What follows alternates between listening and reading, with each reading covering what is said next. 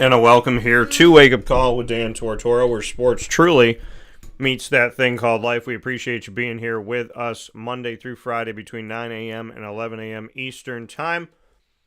I am very happy to be here with you this morning for a bunch of different reasons. And you may be wondering why I'm wearing a Thunder shirt. No, I am not a bandwagon. We'll discuss why the Thunder is on my chest right now, and I'm sporting this logo. Welcome to this week of Wake Up Call. Here with, of course, Mr. Brendan Murphy, as we are here on Wake Up Call inside the Great Lakes Honda City Studios. Great Lakes Honda City on 7140 Henry Clay Boulevard in Liverpool, New York. They are your home for your next new and used vehicle to bring home to you and your family. And you will find them open Monday through Saturday for sales and service. Make sure you go out and see them today. Let them know the DT sent you, and you can get a sneak peek of what they have to offer by going to GreatLakesHondaCity.com. Of course, those of you that are with us this morning are with us on YouTube.com and Facebook.com, both /WakeUpCallDT, and on WakeUpCallDT.Podbean.com, up and down the East Coast, the Midwest, the West Coast, and all around the globe. So however you're connected to us, we appreciate you so much for being here on Wake Up Call with Dan Tortora, where sports truly meets that thing called life. Inside of MonPazPopcorn.com's What's Poppin'. Murph will be here with me as he always is on a Murph Monday. We'll be speaking on the New York Mets and him meeting one of his favorite superstars in the world of sports of all time, his favorite Met, Mr. Mike Piazza. So we'll speak on a great moment for Murph, a moment that probably brought the child Murph and the adult Murph together in the same room at the same time. So we will discuss that with Murph to start things off here today, and we'll get into more pieces on Wake Up Call with Dan Tortora, which include topics in the NBA, Major League Baseball, and the NFL. But before we go to that, I'm going to bring Murph on the screen, and I'm going to let you know why I am wearing this Oklahoma City Thunder shirt. Now, I picked the Pacers in 6, fully knowing that they were the underdog coming into this thing. The Thunder ended up winning. The reason why I'm wearing this shirt is my mom would always go to the NBA store in New York City. And when she went, y'all know I'm a Raptor fan. Well, I had a lot of Raptor stuff, and the Thunder were catching a lot of flack back in the day. Now, the Seattle Supersonics left Seattle and became the Oklahoma City Thunder. So some of you don't know this, that the world of Gary Payton and Sean Kemp and Detlef Schrempf and Sam Perkins, that's all connected to the Oklahoma City Thunder because this franchise used to be the Seattle Supersonics. Well, they were the worst team in basketball when they left Seattle. And they had drafted Kevin Durant. He had been there for a little while. He went with them, and the rest of the team that was under contract went to Oklahoma City and became the Thunder. And my mom was out in New York City, and she said, "Sweetheart, I'm going to be at the NBA store. What would you like this time around?" And my mom's that type of person. She always thinks of other people. And it's like, "Ma, you don't have to get me anything. Now, if I see something, what would you like?" I said, "I would love for you to get me the t-shirt of the worst team in basketball that's being made fun of and picked on, because I know what it's like. I know what it's like to be the redheaded stepchild in the room. So I want to get a Thunder shirt, and I want to rock it, and I want to support the worst team in basketball." And so I got this shirt many, many, many, many, many years ago. And now they just won their first ever NBA title. So no, I'm not bandwagon jumping. No, I'm not smoke and mirrors. I am wearing a t-shirt to say congratulations to the franchise that I supported when they were the worst team in basketball for going from worst to first, winning 68 of 82 regular season games, and then winning their first ever NBA title. So with that being said, Murph, how we doing? Doing pretty good. And to be honest with you, it's amazing that the Thunder actually won a championship without Kevin Durant and Russell Westbrook. We always thought that if they won anything, it would be with those two guys. Yeah. So, big tip your cap to them. I know we'll get into it later, but also thinking of Tyrese Halliburton right now and make hopefully he makes a speedy recovery from that. And honestly, you could have guessed with what was going on with him with the calf strain that it wasn't necessarily pretty. Yeah. And I didn't watch the game. I'm not a NBA fan, so I didn't find out about that until this morning, but it was very early on into the game. It was you went down, calf jiggles, and you automatically know that's going to be a torn Achilles. And he was already dealing with a calf issue. Everybody from Kendrick Perkins on ESPN and basically most of people that have had injuries like that before have said, "Dude, it's not worth it. Don't even like. I get it. It's game seven. It's not worth it." What happens? He's got 9 points on I think it was 3 of 5 or 4 of 5 shooting in the first 7 minutes, and then he blows his Achilles. Yeah. So you got to feel for him. I know he's just trying to help his team win. That injury that he had at the beginning of in I think in game 4 or game 5, really kind of changed the momentum of the series. So big, big hats off to the Thunder, but got to keep Tyrese Halliburton in your thoughts, and hopefully his surgery goes well and he's back better than ever. Yeah, Halliburton, he fought through it. And I had this conversation with Dave Paziak last week, and I said, guys in the NBA now, they sit if they have a hangnail. And back in the day, Michael Jordan played with the flu. There's guys that it's like, tape it up, give me something, put some alcohol on it and wipe it off and we're good. I mean, there's guys that didn't want to come out if they're bleeding. So you look at that NBA that I grew up with, and you look at today's NBA where, people sit and get a snack, and it's just very strange. But Halliburton, to his credit, is somebody that wanted to be out there, and that's what Dave said. He said, listen, this man's going to do everything possible to be out there. It's just the people around you, having those conversations of, is it worth it? And obviously last night wasn't worth it for him to be out there, and it's unfortunate. The game blew open in the third quarter. A lot of mistakes. Pacers turnovers had plagued them in the past, plagued them in this game. And at one point, they had 3 times the amount of turnovers as the Thunder, 21-7. And the Thunder, listen, the Thunder around the basket, Pacers didn't have a lot of answers for it. Thunder in transition, Pacers didn't have a lot of answers for it. So they had good defense at times, but they didn't have good defense consistently. The Thunder was face up, man up on them pretty much at all times. And they had to fight for the majority of the shots they took, speaking of the Pacers. So shout out to the Thunder for their defense, their all-around play in the game. And obviously prayers and well wishes go to Tyrese Halliburton and his entire family, as well as anybody else out there that needs a prayer right now. And I think in some way, shape, or form, we all do. So God bless you all, and may God be with you always. In the name of the Father, and of the Son, and of the Holy Spirit. Amen. With that being said, here on the broadcast, a shout out to the Oklahoma City Thunder. And to go off of Murph's point, the Thunder did not win a championship with Kevin Durant, Russell Westbrook, and James Harden. There was a time where those 3 were all together. And James Harden, when he came into the league, I watched him play. I covered Summer League for many, many years when it was down in Orlando, and I really would love for Orlando to bring it back again. And there's about 10 to 12 teams at times, sometimes a little bit less. And James Harden was there when I think he was like the 3rd overall pick. And I remember he was dribbling the ball and he dribbled it off his foot. And I'm just watching him and I'm going, I remember James Harden, it was like Evan Turner who got drafted. He was not good at all when I was watching. I think he was drafted by Philadelphia. And you're just kind of like, I think it was him that was like, he was the one where I was like, why would they draft him so high? Because I didn't see anything in what he was doing at this camp, right? Summer League. And then James Harden was a name that you just didn't really hear of that much. And I get him confused with Evan Turner. He's not the guy that rolled the ball off his leg. But it was just one of those guys where you're like, okay, who is this dude? And you're paying attention to other people.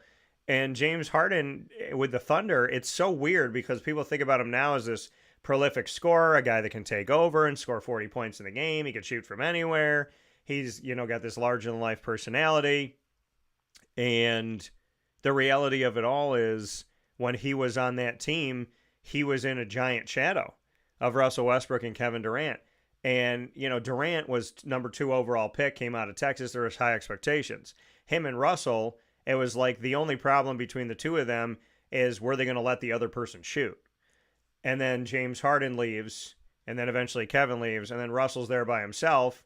And he's a triple-double machine, reminding you of Oscar Robertson of the past. but they never got it done together. And then this year with this team, with Shea Gilgeous-Alexander, with a lot of different guys that, I mean, SGA is obviously your MVP. They had the best team in the league record wise. So all of this makes sense when, you see the actual best team win the title, which doesn't always happen.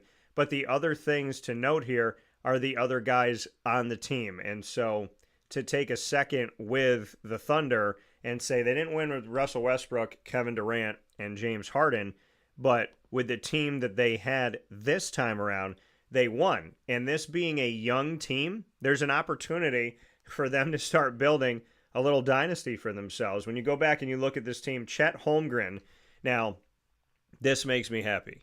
Nembhard on one side, Holmgren on the other.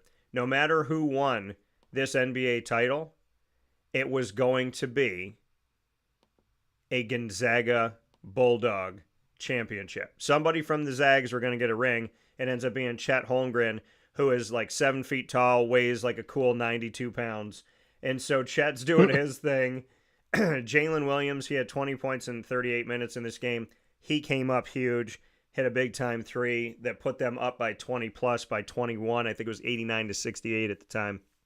And then you look at Hartenstein and the work that he did inside in this game. Only had 7 points in the game, but he did big things. He had big moments when he was needed, acrobatic moments. 9 rebounds, 4 assists for the big guy. And then Dort, that we got to see, Lou Dort, that was out there. He only had 9 points in the game, but again, they're helping in other places. He had 7 rebounds in the game. He had 3 steals in the matchup as well.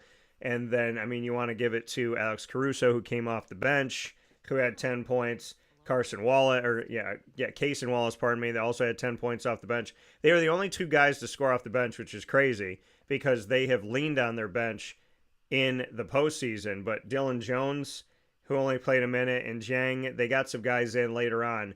But Kenrich Williams in 5 minutes had no points. Aaron Wiggins in 12 minutes had no points. And then they just got some guys out there to get him out there. But really, they leaned on Wallace and Caruso. Wallace had 26 minutes. Caruso had 32 minutes. They both scored 10 points. And a team that's had a bunch of help come off their bench didn't need it in this game, as Shea Gilgeous-Alexander had 29, Jalen Williams had 20, Holmgren had 18, and then, like I said, Dort had 9, and Hartenstein had 7. That's coming from your starting 5.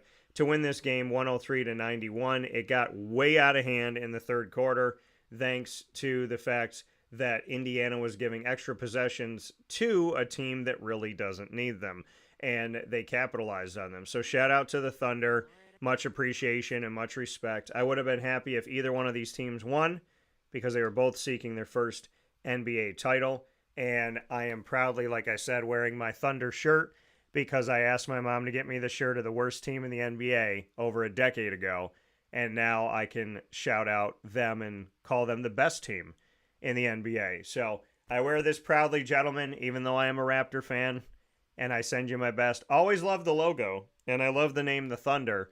And I'm a Kevin Durant fan. So when I look at the history of Oklahoma City, it's all love. And I had nothing against them. It's nice to watch a title game where either side you're good with. I just picked the Pacers because I really wanted to see Reggie Miller history connect. I wanted, because Reggie played so well and it eluded him, I wanted the Pacers to get it. So hopefully the Pacers will bounce back. I want to shout out the guys that stepped up in this game in the absence of obviously having their guy Halliburton. We look at Pascal Siakam, who's a former Raptor, won a championship with the Raptors. Nesmith, as well as Nembhard, who I mentioned. Miles Turner, Obi Toppin, who used to be a Knick. Thomas Bryant, TJ McConnell, who was crazy at one point, had scored 10 straight points in the second half in the third quarter for the Indiana Pacers. So this team's got a lot to be happy about. And honestly, if Indiana found a way to win it, Pascal Siakam was your MVP of the NBA Finals on the Pacers side. So congratulations to the gents on both sides, and of course to the Thunder for winning it, and for making this t-shirt of the worst team in basketball turn into the best team in basketball. Any final notes, Murph? Yeah, I mean it's nice when you get to see championship series go down to Game 7. I'm kicking myself for not betting the under. because I was talking to the course I was at yesterday. The pro happened to be talking about it, and I was thinking of the fact that like this is game seven. Like these teams are gonna want to play some defense. The over under was 215 and a half. Yeah. It didn't even get to 200. So I'm definitely kicking myself for not going in and throwing $50 on the under because I felt pretty good that it was going to go under and that the Thunder were probably going to win. So I probably could have gone under and Thunder and done pretty well. But big congratulations to the Thunder. It's weird seeing them win one without the guys that have basically been the icons of their franchise since they moved from Seattle, but it's cool to see. It's Yeah. cool to see, and it's nice to see a team that hasn't really won anything win a championship.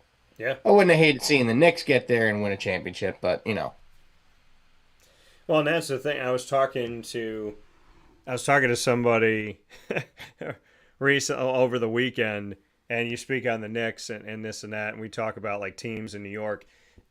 And the guy I was talking to, I was at a party to celebrate my friend Paige and celebrate her new home, which is a beautiful home. God bless her. And she just worked so hard. She is one of the nicest, kindest, like sweetest souls you'll find on this planet. She would help anybody. It's kind of like when you see a Disney movie and there's like a woman walking through the forest and all the animals come up to her and they're all nice and mm-hmm. gentle with her. That's Paige. And so I definitely respect our friendship and appreciate her as a human being. Happy birthday, Paige, 28. So over the weekend, celebrating her housewarming and her birthday, went over and saw her, and there was a bunch of people there that knew each other. I didn't know any of these people, and so the way that I kind of started my conversation is I just heard them talking baseball, and I jumped right in. I said, "Hey, I'm a broadcaster, and you talked about the Mets and this and that," and so we started discussing the the teams. And so one guy's a Phillies fan, one guy's a Mets fan, one guy's a Yankees fan. So we're having the conversation. The guy that's a Mets fan, he said, "Listen, I'm a Bills fan, I'm a Mets fan. I'm considering leaving." He actually said that. He's like, "I'm considering leaving the Mets after 29 years of pain and frustration." And This is not the time to do that. and that, yeah, I understand. Although what they did last week on Pride Night was absolutely disgusting, and it's the reason why they've won one game since. So yeah, but they like, I mean, so the Met, we were just having a conversation and talking to a bunch of strangers about baseball, and then that works into other things and this and that. And so it was just kind of funny because when I'm talking about the Mets, I mention you. I'm like, I got a buddy who's a diehard Met fan, and this team obviously is super important to you. I will say this. Jerry sent us a message this morning, and he's going right after you immediately, Murph. He said, "Murph, is that hat tear stained?" Well, Jerry, if your team had shown the pride flag during the national anthem, maybe the roles would be reversed. So that was it made me sick to my stomach when I saw that. And honestly, they deserve to lose all these games because of what they did. That is one thing that Steve Cohen allowed to happen that I completely vehemently disagree with. You can you want to show it at other times, be my guest. But you show as you're singing the national anthem of the United States of America, Yeah. you're showing a pride flag and not an American flag. That's not okay. Well, you know Obviously, we didn't talk about this last week, but that is completely not okay under any circumstances. well, and I here's never want to see that happen again. and And if they lose, and if they lose any sort of, and if they fall out of contention, that's why. well, I will say, Aaron Judge allegedly kind of put forward, "Hey, we're not something along the lines of not focusing on the pride stuff. We're focusing on playing baseball." And so, on Judge's side, in another borough in New York, there's that conversation. Now, I will say this. And there's a couple things here. And this is where people can't be screaming at each other from one side or the other. So do I have people that I love dearly that are gay? I do. And I love them. I care about them. Fantastic people. And, you know, I go back to one of the stories of when my little bro, when he came to me and he said, you know, Dan, I'm gay. I was like, dude, I've known for like 2 years, 2.5 years. And he's like, how? I'm like, I just did. I just something inside of me. I knew. I know you. And he told me, he's like, well, I'm sorry I waited 2 weeks to tell you. It wasn't anything to do with you. There was other people I had to tell, and I didn't know how they would take it. And he said there was not an ounce of me, like there was no percentage of me whatsoever that thought that you wouldn't accept me completely. He's like, I had no doubt in my mind that you were going to accept me. And that's true. Now, that's my preface, because if I just, in today's America, if I simply said what I'm about to say, people would say, oh, no. I have friends that are gay, and I have friends that, and they've been through some tough stuff with it. One of my friends he told me that he was gay after 4 years of friendship, told me, and he went to get out of my car. I said, what are you doing? He said, oh, I'm getting out of the car. I said, get back in here and sit back down. He said, well, you know, my best friend won't talk to me anymore. I said, well, I'm not him. I told him, I've known you for 4 years. If you tell me who you are and I get to know you even better and I stop being friends with you because of a choice that you've made in your life that's not hurting anybody. I told him, I go, are you hurting anybody? You killing anybody? You raping anybody? You stealing from anybody? No. You've decided to love the way that you love. I'm not that way. You are. If I left our friendship, then I would be the jerk. And so my life has people of different backgrounds and different likes and dislikes. Here is where I will make my point to your point. The United States of America is represented by a flag. That flag is never supposed to touch the ground. That flag that sometimes flies full mast or half mast, depending on if there's a tragedy and different things going on, is never supposed to touch the ground. When you are putting it up in your home, it's not supposed to touch the ground. But for some odd reason, this flag in today's America is on the ground, being burned, maybe stepped on, maybe thrown. And here is my thing, and this is my belief. If you spit on this flag, if you burn this flag, if you trample this flag, if you purposely rip this flag, that's an act of treason to me. In other countries, you might be killed on the spot. I'm not asking for that. But go to North Korea and set their flag on fire. Go to Russia in front of Putin and take a dump on the flag of Russia. Go to China. Go to Iran now. Go to China, Same set thing. the flag on fire. Go to Iran. Hey, ladies, go to Iran and just try to be a woman. Just try to go out there and have rights. I mean, you think about, this is the thing.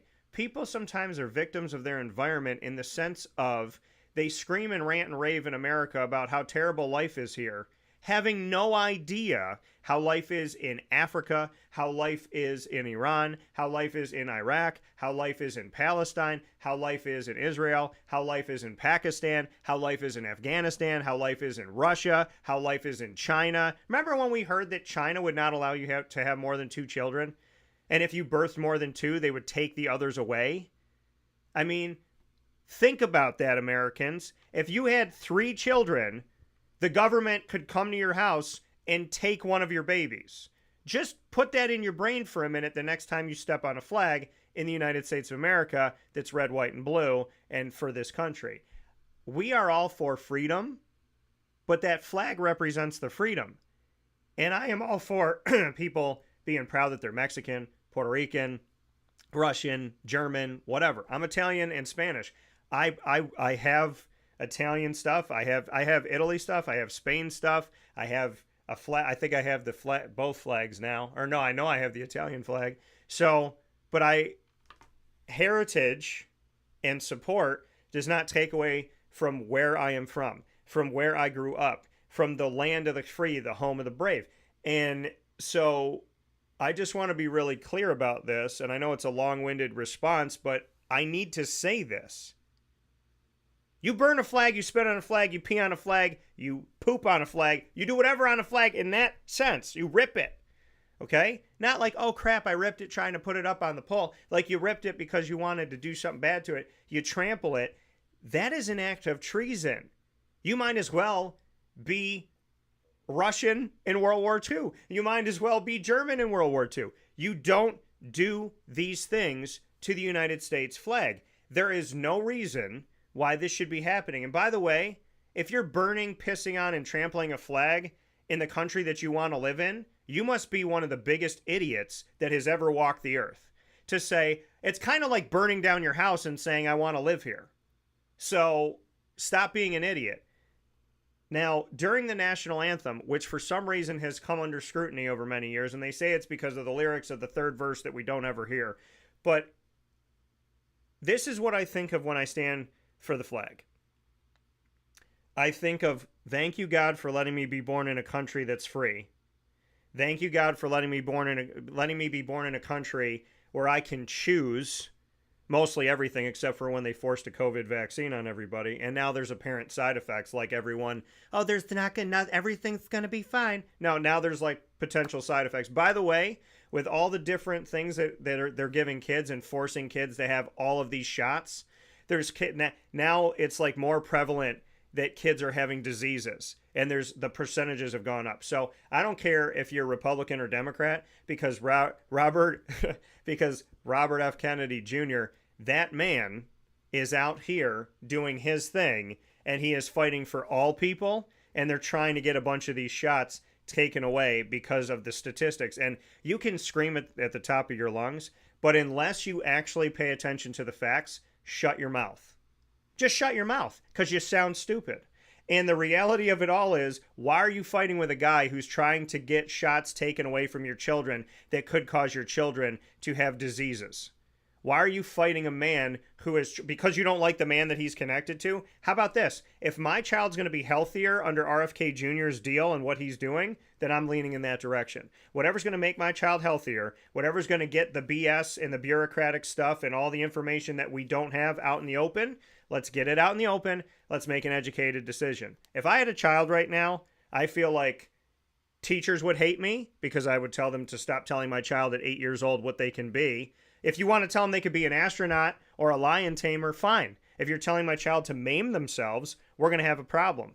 So I know it's a long-winded thing, but this United States flag, I can't understand why we are where we are in society right now, outside of the fact that y'all took freedom and you thought it meant to do anything. Freedom of assembly is not the freedom to riot. Freedom of speech is not the freedom to hate. There are certain freedoms that you have that you are using in a way where you're trying to live in a gray area. When you stand up for the national anthem, again, I stand up for my grandfathers that fought in World War II. I stand up for my great uncles that fought in World War II. I stand up for my grandmother that was making guns here in the country during World War II to help send over. I stand up for people that I know that are in the military to this day, family members and friends. I stand up for the fact that I can live in a country where I can wear what I want to wear, say what I want to say, do what I want to do, live how I want to live. People, you are victims of your own environment in the sense of the fact that you are from the United States of America, which makes you believe that every country is like this. It's not. And if you hate this country enough to shit on the flag, then leave. And when you leave, please tell me how it is. To all the people in Hollywood that said, if this person becomes president, I'm leaving the country, why are you still here? They're still here. Why are you still here? You said that he doesn't keep his word. You don't keep yours either. And let me tell you something. If you call somebody out for something that they're doing or not doing, and you do the same or don't do the same thing, you have no leg to stand on. If you say, well, he don't keep his word, well, guess what? You said you're leaving. You said Taylor Swift, Ellen DeGeneres, Whoopi Goldberg, leave. You said you wanted to go, so go. And the only reason why I'm saying this is not because I don't like her, or like, it's not that I don't think that there's talent. I love Sister Act growing up. Taylor Swift's got a lot of talented songs out there. Ellen DeGeneres used to watch her show.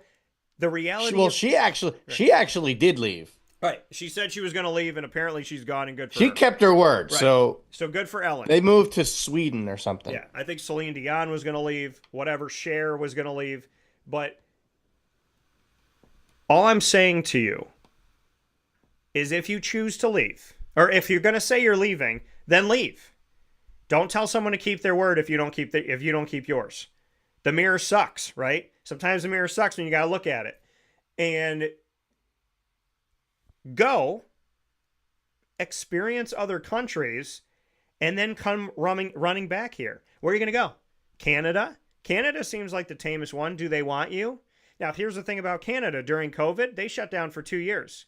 If you went and visited your friend down the street, you can get in trouble. So Canada had a lockdown. Canada had a little scary lockdown because I spoke to some people that were in Canada at the time. And it was not what in America, for all of y'all complaining, Canada was worse. So are you going to go live in Mexico? Are you going to go to Juarez? Are you going to fight the cartels? What are you going to do? Are you going to move to South America?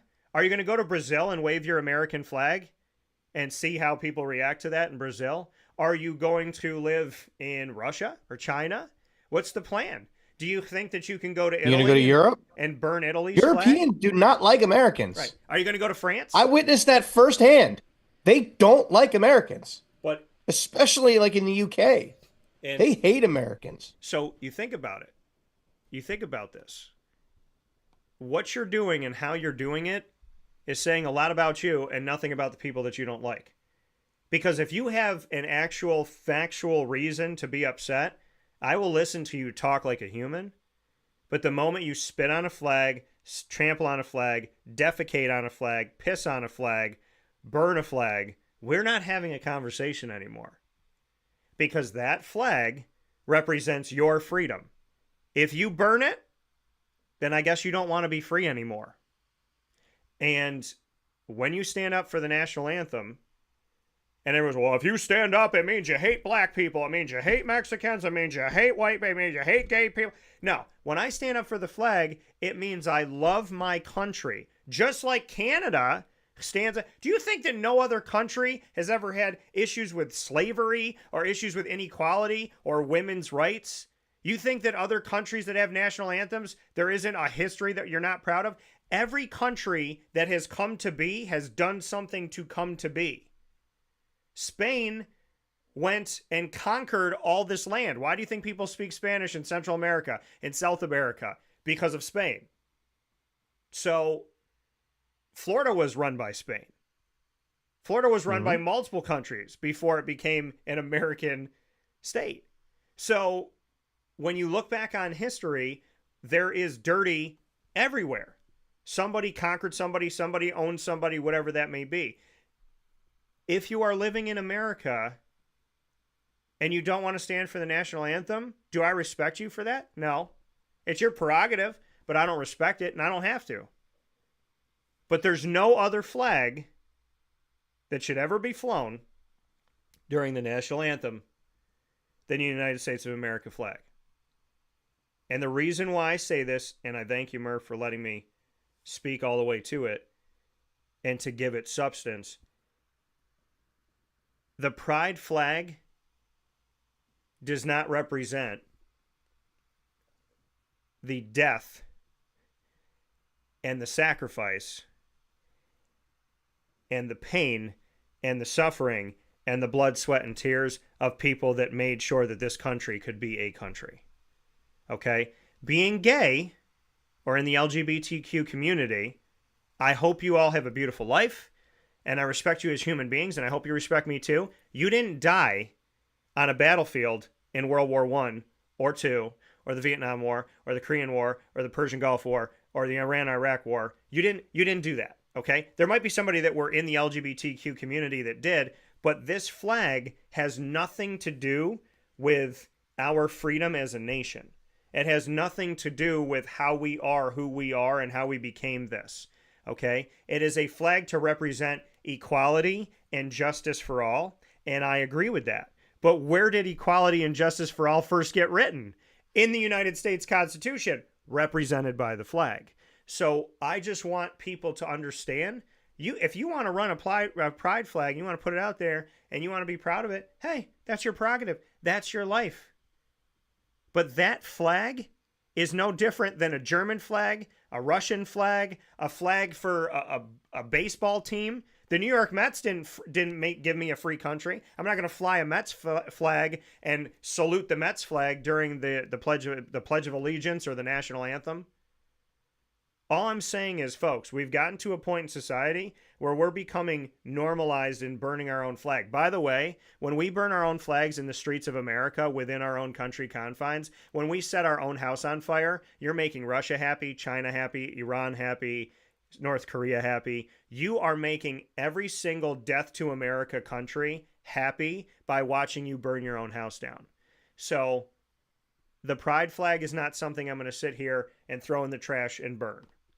I'm also not going to salute it or stand with my hand on my chest during the national anthem if that's the flag you show, because that is not the flag of America. That is not the flag of freedom. That is not the flag of everybody that brought it across the world to show that we are Americans and we will protect and we will serve and we will be there. Okay. And that flag excludes me as a straight person. So for everybody that wants equal rights in the LGBTQ community, I'm a straight person who has friends that are gay. So where do I land in all of this? I feel excluded. I feel discriminated against. I'm a straight man. So how do I fit into the mix of all this? And I don't want that to be a discussion during the national anthem. There is one flag for this country. We raise it. We never let it touch the ground. We don't burn it. We don't spit on it. We don't defecate on it. We don't piss on it. We don't disrespect it. You may not like the history of this country. I don't like all of the history of this country either. There are portions of this history that I do not like. But my grandfathers wore the flag and did things the right way. My grandmothers wore the flag and did things the right way. My parents raised me in a country to honor that flag the right way. I am an American. I am proud to be an American. And again, if you don't respect this flag and you don't respect this country, then why are you here? You cannot abuse the privileges of freedom and then bitch about freedom. So either be in this country and appreciate it and make positive, peaceful change for good, or leave and see how many countries will represent you well, treat you with respect, and be by your side when you burn their flag. The national anthem has one flag. We need to stop forcing people into things in today's America. I don't have to come out and change my wake-up call logo to rainbow colors, because if you know me, you know. Whatever you are in your life, if you're a good person, I'm there. Transgender community, somebody gets hurt in the transgender community. I don't live that lifestyle. I don't understand that lifestyle. But I walk by a transgender person that was just beat up and has a bloody nose. I'm going to wipe off your nose. I'm going to put my jacket around you. I'm going to sit there with you and I'm going to ask you if you need help. Just because we don't understand each other and just because we don't live the same lives doesn't mean that we can't be there as Jesus would be there, right? Jesus helped sinners. Jesus helped everyone. Jesus saw the good in everybody. I try to see the good in everybody. Raising a flag that's not an American flag during the national anthem is a sign of disrespect. And it doesn't mean that gays and lesbians and this and that, whatever, are hated. It means it is not the time to do it. Right? I talked to Floyd Little, African American, also connected to the military. He said what Colin Kaepernick did was wrong, not because he was wrong for protesting, but he did it at the wrong time. He did it during the national anthem. He said, have him do it any other time. Have him go stand, have him go to City Hall and stand on the steps. And I'm right there. And he said, that's fine. But don't do it during the national anthem, because you put Floyd Little in a place where he's African American and he's also supportive of the military.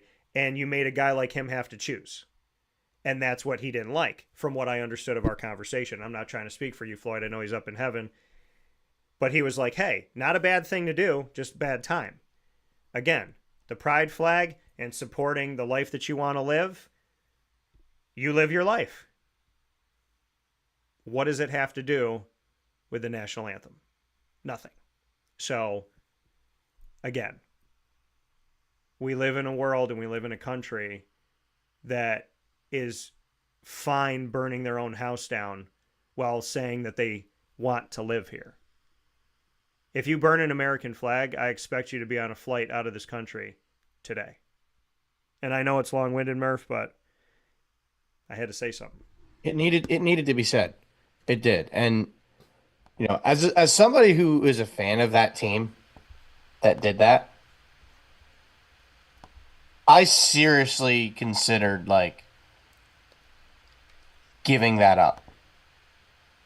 I haven't because, I feel like for myself it's impossible to do that. But I know full well they're not winning squat now. You do that at a baseball game. You want to have your Pride Night. You want to have your, Pride Month, which I'll never understand that. Why do they get a month, but veterans and people that died in the military only get a day? Why do they deserve a whole month? But you do your Pride Night. Yeah. You want to have all this stuff in the ball? Fine. I'm not going to get on you about it. I don't have I don't have anything against those people. Just please don't shove things down my throat. That's all I ask. Live how you want to live. Love who you want to love. Whatever. I'm not going to get on you about that. But you mentioned two things that were great points. You do not, under any circumstances, indoctrinate our children about that. And you do not ever replace your flag with the American flag. I will die on this hill. And I don't even think I have to, because I got probably 75% of Americans that agree with me. And that number should be higher, but with the state of this country right now, I think that's probably as much as I can say that would agree with, that would support me on that one. It is our flag.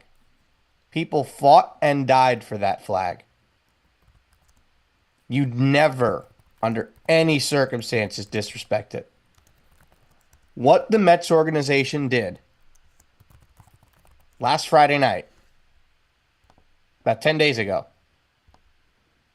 was disgusting. And you've seen it. We've won one game. One game since that happened. They had lost 7 in a row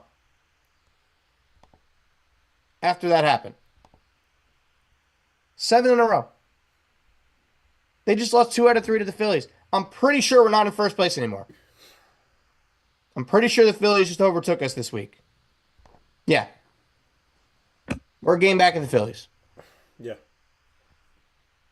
You don't do that. You don't. That's the way it is. And I know you don't like the Rangers because they beat your Diamondbacks in the World Series a couple of years ago, but yeah. I applaud them for not having a Pride Night. I applaud what Clayton Kershaw did when the Dodgers had their Pride Night and had their players wear their rainbow hats and whatever, and he wrote a Bible verse on there which basically talked about the real meaning of a rainbow.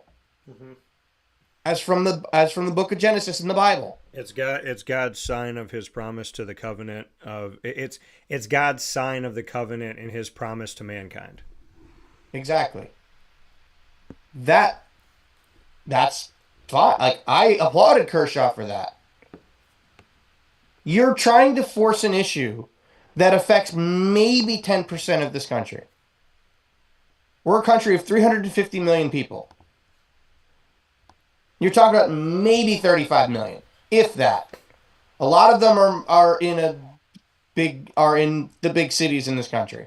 Yeah. That's just kind of where they mostly live. I've never had an issue with the people. I think most of them are good people, and I think, do what you want to do, live how you want to live. But I am so against what the Mets showed on the jumbotron during the national anthem, and I would not be surprised if they don't make the playoffs now because of it. That team had the best record. It was the best team in baseball. Yeah. You do that, now you're in you're not even in. You're not even winning your division anymore. You had a 5.5 game lead a week and a half ago. Now you're a game back. I said to myself in the car the other day, and I was just thinking about something. Why is it always June? I think this is why. It's always June that the Mets struggle. It's always June that they have all sorts of issues with the pitching or with the hitting and whatever it is. It's always in the month of June.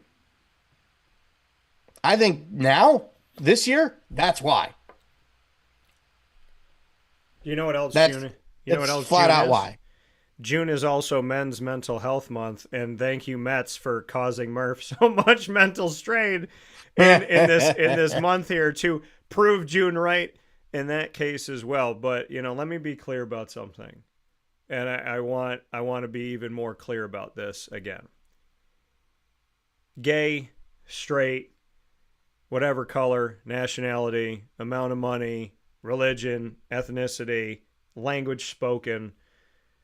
I come from God. You come from God. Whether you admit it or not, you do. You did not create yourself, people. Sorry to burst your bubble on that. You can't create nothing. Or nothing can't create something. So, by the way, and I do want to make mention of this because this is really cool. The person that is considered to have the highest IQ in the world right now says Jesus is God. Man with the world's highest IQ has said that Jesus is God. And I want to go to if I can pick this up here. And yeah, I want to share this with you. So it's going to play some music here. So it says on June 17th, 2025, South Korean scientist Young Hoon Kim, officially recognized by multiple high IQ societies, stunned the world by publicly declaring, quote, "As the world's highest IQ record holder, I believe that Jesus Christ is God, the way and the truth and the life," end quote. With an IQ of 276, he has a higher IQ than Albert Einstein, Stephen Hawking, or Christopher Langan. Kim's claim positions him as the most intelligent person alive. He later affirmed, quote, "Christ is my logic," end quote, and stated that he plans to use his platform to, quote, "lead many souls to God," end quote. So there you go, people. For the people that go, oh, it's science versus God and all that stuff. Well, here's the highest IQ in the world. Higher than Stephen Hawking, higher than Langan, higher than Einstein, saying to you, Jesus Christ is God, the way, the truth, and the life. So, with that being said, we are all children of God. Whether you're lost or you feel found, you are a child of God. And please keep in mind something. If you don't believe in God, if you hate God, if you're mad at God, if you're confused about God, He is coming to find you. He will leave 99 sheep to find the one that's lost. You are not forgotten. You are not out of the family. And the battle between God and the devil has already been won. It was won at the beginning of the beginning of the beginning. The devil has no opportunity to succeed in this world or the next. The only thing the devil seeks to do, having known that he has lost the war, is to make sure that when God sits at the table in heaven, some of those seats are left open. So the devil seeks to take people individually to make sure that they're not at the table. Because the devil cannot win, but the devil is seeking to take some children that in some way, shape, or form can disrespect God, can hurt God to say, well, yeah, you're going to win, but I'm going to make sure when you sit down at the table that not everybody's there to eat. Do not be one of the people that the devil takes. Love each other and be kind to each other. I have nothing negative to say about the LGBTQ community. I have nothing negative to say about the straight community. Today's PSA is to say that the pride flag has absolutely nothing to do with the American flag. Please stop flying them and acting they're the same. Or let's just fly an Avengers flag. Or let's just fly a Captain America flag. And by the way, just for you all to know this, I've spoken with people in many different communities. And again, I have friends in the LGBTQ community, and I was friends with them well before this community had half of the alphabet in their name. I was friends with people that were just living their life and trying to figure out who they are. There's a Superman movie that's coming out on July 11th, and allegedly America has been taken out of it. He is an alien, crash lands in America, and is raised by an American family. But truth, justice, and the American way, apparently America has been taken out of his tagline because he's not American. And what I find really funny is he's an alien who was raised American, who's not considered American. And there's people that would agree with that are also fighting for people that are not from America to be considered American. So there's just the juxtaposition and the irony of that argument. So now in the movies that we watch, there's like no safe place to go. If kids watch cartoons, there's political crap in there. Now if you go watch Superman, there's political crap in there. Marvel. Well, you saw what happens when Hollywood goes woke.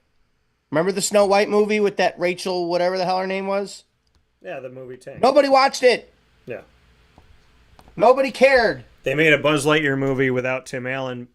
He's conservative. So you made Buzz without Buzz. That movie tanked. You made Of course Thor, it did. You made Thor Love and Thunder, and you put a lot of propaganda in there. That movie tanked. And then people are like, well, the Thunderbolts movie is Marvel's return to form. It's Marvel's return to themselves. It's their first good movie in years. Folks, why was that movie good? Because they put no propaganda in it, had no side conversations about nothing, did not shove anything down your throat. They just made a movie about anti-heroes coming together to try and save the world. And that's why the movie did well. It ain't rocket science, honey. It's real life. Okay, why was Iron Man good? Because it was about Iron Man. Why was Captain America good? It was about Captain America. Why were the Avengers good? Because it was about the Avengers. Once Disney started shoving things down your throat and forcing conversations to you, their movies tanked, and they lost an alleged almost $200 billion. And so Disney, if morals, values, ethics, and God don't matter to you, I would imagine that money does. And the sad thing about life is morals should dictate which road you take. But in the case of some people, it's money. Well, Disney lost almost $200 billion. And maybe now they'll pivot, not because they want to be moral, but because they've lost too much money in the other direction. To the straight community, the LGBTQ community, any community anywhere, if you are peaceful and you are kind and you are loving, I am happy for you. It is only when and the thing is, can we stop distancing ourselves from each other? Like the LGBTQ community, it's all well and good, but where's the S in that? I'm a straight man who has gay friends. Where do I fit in this? You know what I mean? Like, I've stuck up for them, they've stuck up for me. Where do we fit in this? Can I stand arm in arm with my buddy Anthony? Or do you think that we can't be friends because of that? Because that's a form of discrimination, which negates everything that you're saying to me. I just want to stop being in a society where you have to choose a side. This morning, I didn't choose a side between gay and straight. I said, don't raise a flag that has nothing to do with the national anthem during the national anthem. Don't burn a flag. The problem is they talk about... Don't burn a flag in a country that you don't... Don't burn a flag in a country that you want to live in. That's all I'm saying here today. But see, so many shows will not have the conversation we're having today because they have overlords that they work for. They're terrified of getting fired. They're afraid of getting canceled. When what did we say here this morning? Nobody disrespect the LGBTQ community. No one on the show has said to disrespect them. No one has said to disrespect straight people. No one has said to disrespect America. No one has said to not live your truth. No one has said to not be free. All we said here this morning was, don't burn the flag, trample the flag, piss on the flag, spit on the flag, defecate on the flag, trample the flag. During the national anthem, honor the flag, because it's not even about the flag. The flag is a representation of everyone who died so that we could live. The flag is a representation of freedom. When I look at the flag, I don't see they hate LGBTQ. They hate black people. They hate Mexican. I don't see that. When I see the flag, I see what we are supposed to be. Yes, there are people in America that have failed humanity. There are people in America that have not been great. There's people in every country that have not been great. But when I look at that flag, to me, it represents what we are supposed to be, not necessarily who we are right now, but who we are called to be. And I'm telling you this, folks, right now. I'm telling you this right now. The more that we fight with each other in this country, the more we burn the flag in this country, and the more we divide in this country, the easier it will be to take us over someday, and I cannot warn you of that enough. There's a reason, a big reason, why the president did what he did to Iran over the weekend. He didn't attack the country. He got rid of their nuclear arsenal. Completely obliterated it. Yeah. Anybody that thinks that that's not a good thing is delusional. Don't get me wrong. I don't want to go to war with Iran. Nobody wants to go to a war with Iran. But I also don't think that they are dumb enough to start one, because it would end very quickly. And there would be no more Iran. Because the people of Iran are not bad people. The people of Iran don't like their government. I'm willing to bet if there was some sort of coup and they were able to overtake their own government, the war with Israel would be over. Because they don't have a problem with the people of Israel. Israel doesn't have a problem with the people of Iran. They have a problem with the government. Yeah. It's just like China. It's just like Russia. The people in the country are not bad people. It's their governments. People don't like our government, and that's fine. Problem is, our government is keeping us safe right now. If the other party would have gotten elected, I don't know what we would have seen. We've been talking for years, from Clinton to Bush to Obama to Biden. Iran should not have nuclear weapons. Yeah. That's great. Only one president was actually able to make sure they are not making nuclear weapons. And that is President Trump right now. Now, going back to what we were saying though, if you I already lost my train of thought, but if you burn this flag, if you don't want to be here, just leave. All these people that are protesting all the ICE deportations and whatnot, waving the Mexican flag and la da da. If you love Mexico so much, go back. Why are you staying here if you love Mexico so much? Go back.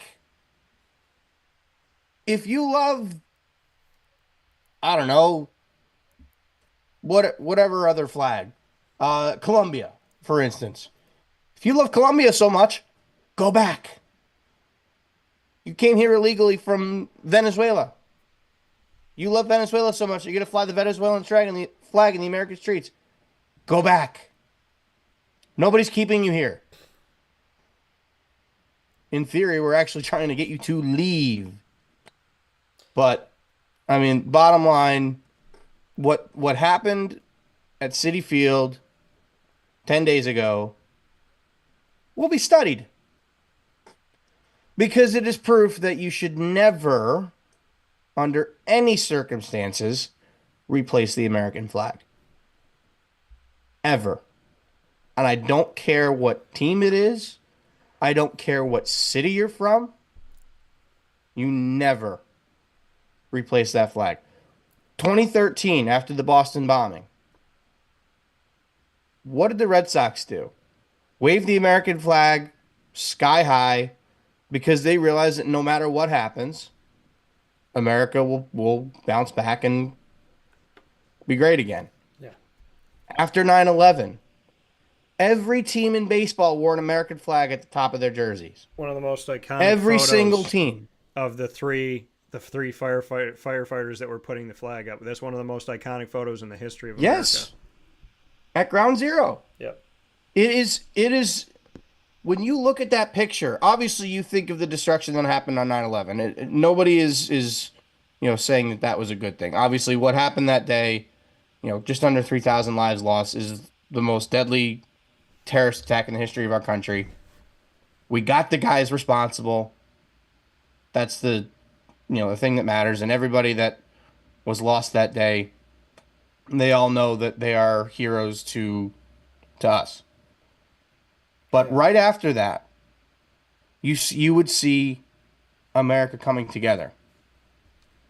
The night we killed Osama bin Laden, who was, from what we are told, the mastermind behind the 9/11 attacks. The Mets were playing the Phillies in New York, and the entire stadium, both Mets fans and Phillies fans and every other baseball fan alike, start chanting USA, USA, USA. Why? Because we can all agree that anything that is detrimental to America, or anyone that is threatening terror against America, in this case, needed to be eliminated. And we got him. And can't hurt us anymore. We need some sort of a moment to bring everyone back together. And I don't know what that's going to take. Well, unfortunately, it takes tragedy most of the time, and that's what you don't want. That's the thing that you don't want it to be. I don't want to see this country on fire anymore. Like, I don't want to see gay people afraid to go outside. I don't want to see anybody of any color afraid to go outside. I don't want to see, a straight man feel like everything that he does as a straight man is toxic masculinity. I don't want people burning flags. Like, if I walk outside in Syracuse, New York, and I see somebody burning the American flag, I automatically am thinking about my mom and my dad. Are they safe? Are we safe? What's happening? I mean, I went to a Jerry Seinfeld comedy show last year in Syracuse, in my home. And here's Jerry is Jewish. And there was a pro-Palestinian mob that was outside. And they're yelling and chanting and this and that. And here's my thing. The guy that was on the megaphone, why is his face covered? If you're a good person and you're doing a good thing, why are you hiding? And they were screaming at us while we were going in to the show. Screaming at us. Trying to scare us into leaving. Trying to scare us into not spending money on Jerry Seinfeld's show because Jerry's Jewish. Okay? So, tell me where the right is in that. Well, we're pro-Palestine and we believe in our... Okay, be pro-Palestine and believe in your country. Believe in your people. What does that have to do with attacking another person? You can't sit here and say, I'm Palestinian, so I'm going to crap on every Israeli because I want you to love me. You can't do that. You can't crap on another person and then ask people to hug you. You get what you give. So we're going into this show and they're trying to get, and like there's like people standing outside working the event, trying to like get us in as quickly as we can. They're like taking in people and then they're like, all right, when we tell you to go, go, go, go. Because they're trying to get us in because these people are right in the front. They're literally right there on the street and they're trying to talk to you and yell at you. And then they start chanting as you're laughing, bombs are dropping.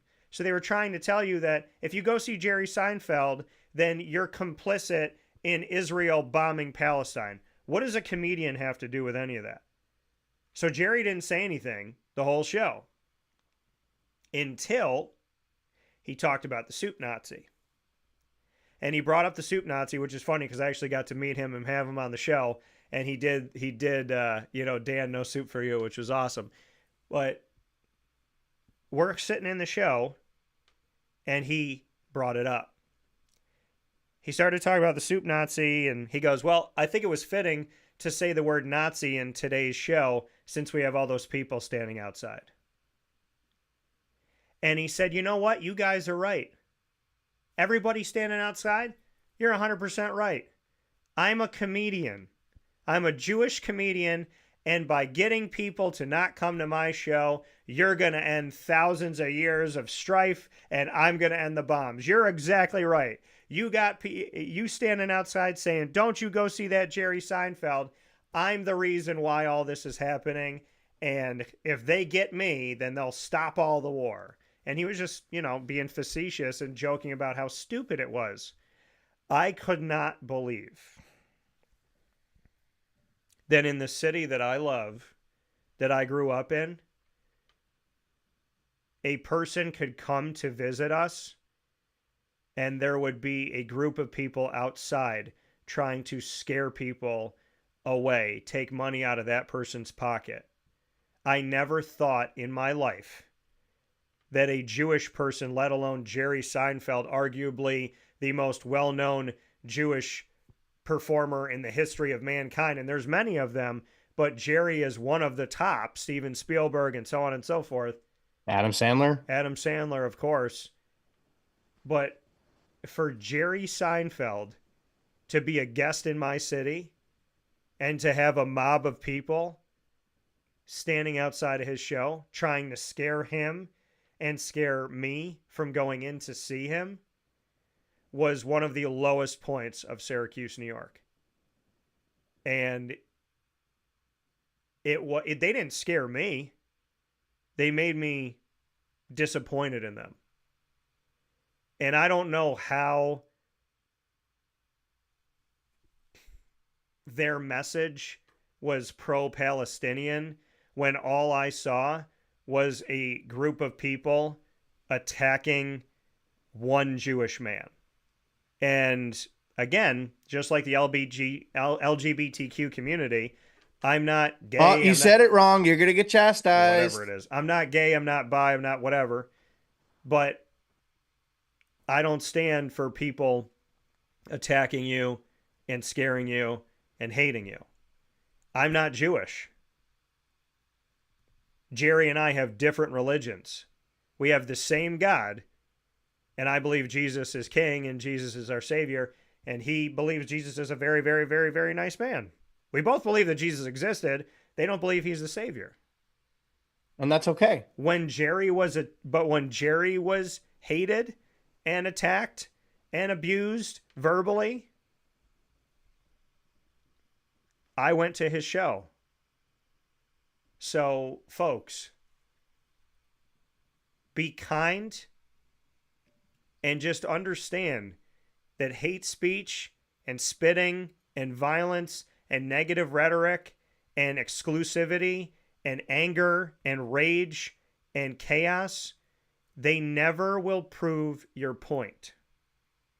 If you act like a maniac, even if I agree with you, I am not going with you. If I agree with you and we are with each other, the moment, like if I'm at a peaceful rally and you take a brick and throw it through a window, I'm gone. Not because you and I have different views, but you have a different way of handling those views. I do not believe that any person on this planet, any animal on this planet, should ever be attacked, brutalized, demoralized, disrespected. There is no life on this planet that I believe is less important than another life. And I would just ask everyone who is seeking to divide us what this is proving. Because I support good people. Black, blue, brown, white, yellow, orange, polka dot. I support good people. Religiously, I support good people. Talk to people that are Islamic. It's supposed to be one of the most peaceful religions. We only know the extremist side in America, but the religion is not the extremism. You have to No, it educate is not. you have to educate yourself. Mm-hmm. People that are Islamic are not bad people. People that live in Iran are not bad people. People that live in Russia are not bad people. People that live in China are not bad people. People that live in North Korea would love for their leader to feed them and help them and be there Yeah. for them. So please understand that we have to stop grouping people.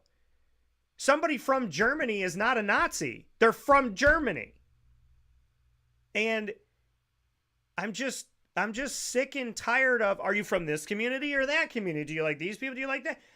I like good people. If you're a good person and I find out you're gay, we're not going to stop being friends. If you're a good person and you're black and I'm not black and the people around me don't like black people, guess what? I'm going to go walk with you and leave those people away. I've done that before. I've sat at a table with one of my good friends who happens to be African American, and the guy he was sitting with made a racial comment. I thought he was changing his heart. I thought he was changing his mind, and he decided to just be disgusting and gross and racist and disrespectful and exclusive. I have not sat down and eaten with that man in years, firmly because of how he treated my friend.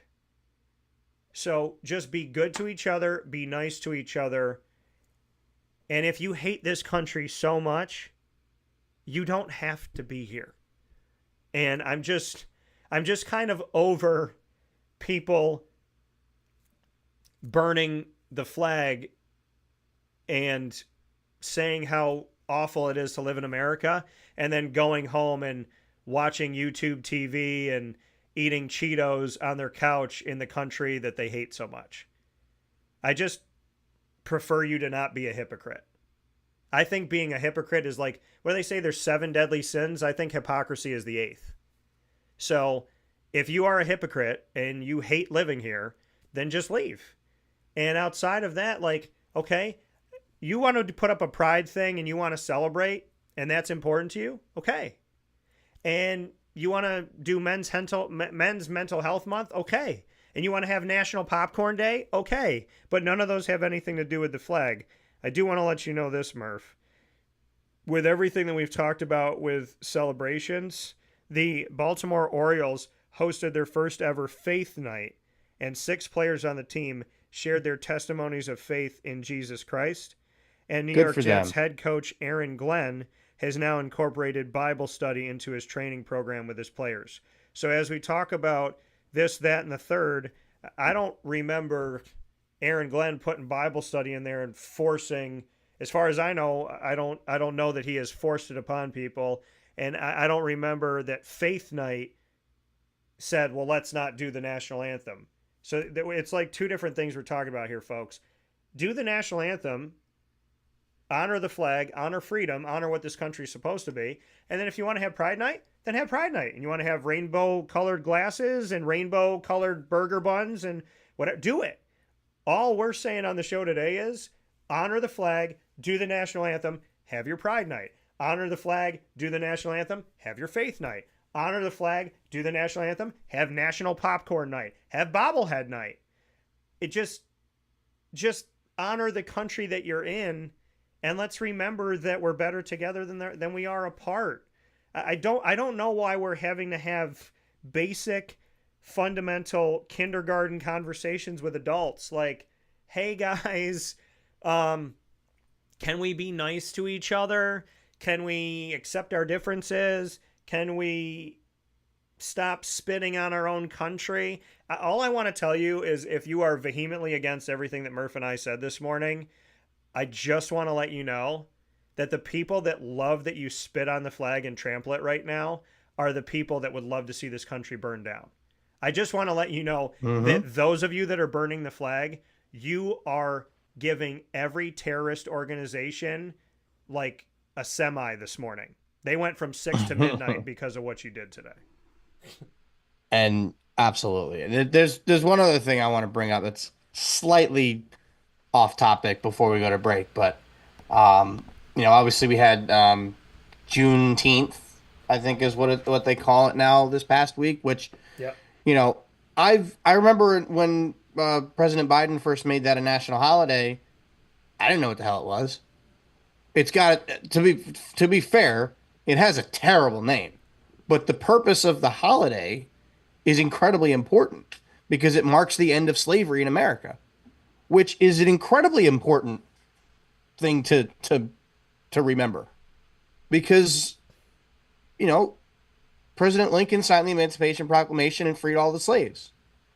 It's the reason why he was assassinated, but it freed the slaves in America.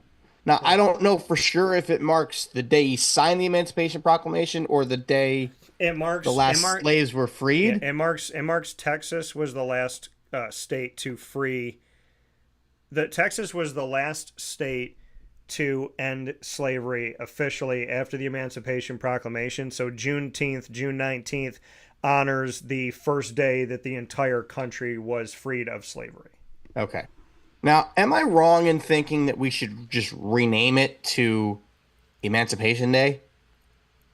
Because I think more people would actually understand what the purpose of the holiday is. Because it is incredibly important.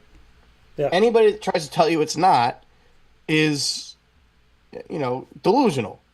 But if you understand what the holiday means and what it's there for, maybe more people will appreciate it. It's like, you need to have a better name for it. Like you have Memorial Day. You're thinking of all the people who fought and died for our country.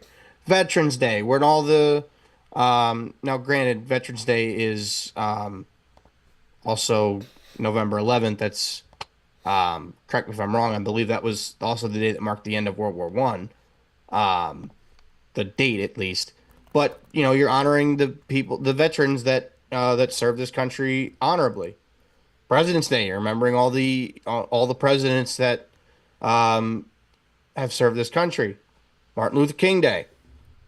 Martin Luther King, one of the most outspoken civil rights activists in America, who was tragically killed way too young. Yeah. I will say this: if Martin Luther King saw what was going on in this country right now, he would probably be rolling over in his grave. He probably is rolling over in his grave right now.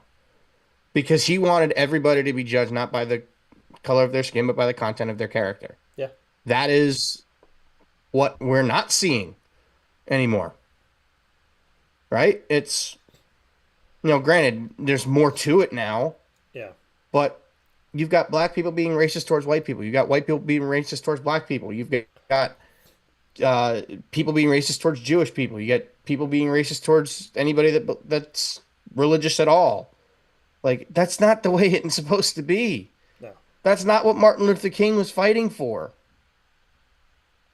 Well, he was fighting for this country to be equal. Yeah. And for everybody to have equal rights. And that is as noble a cause as any. Yeah.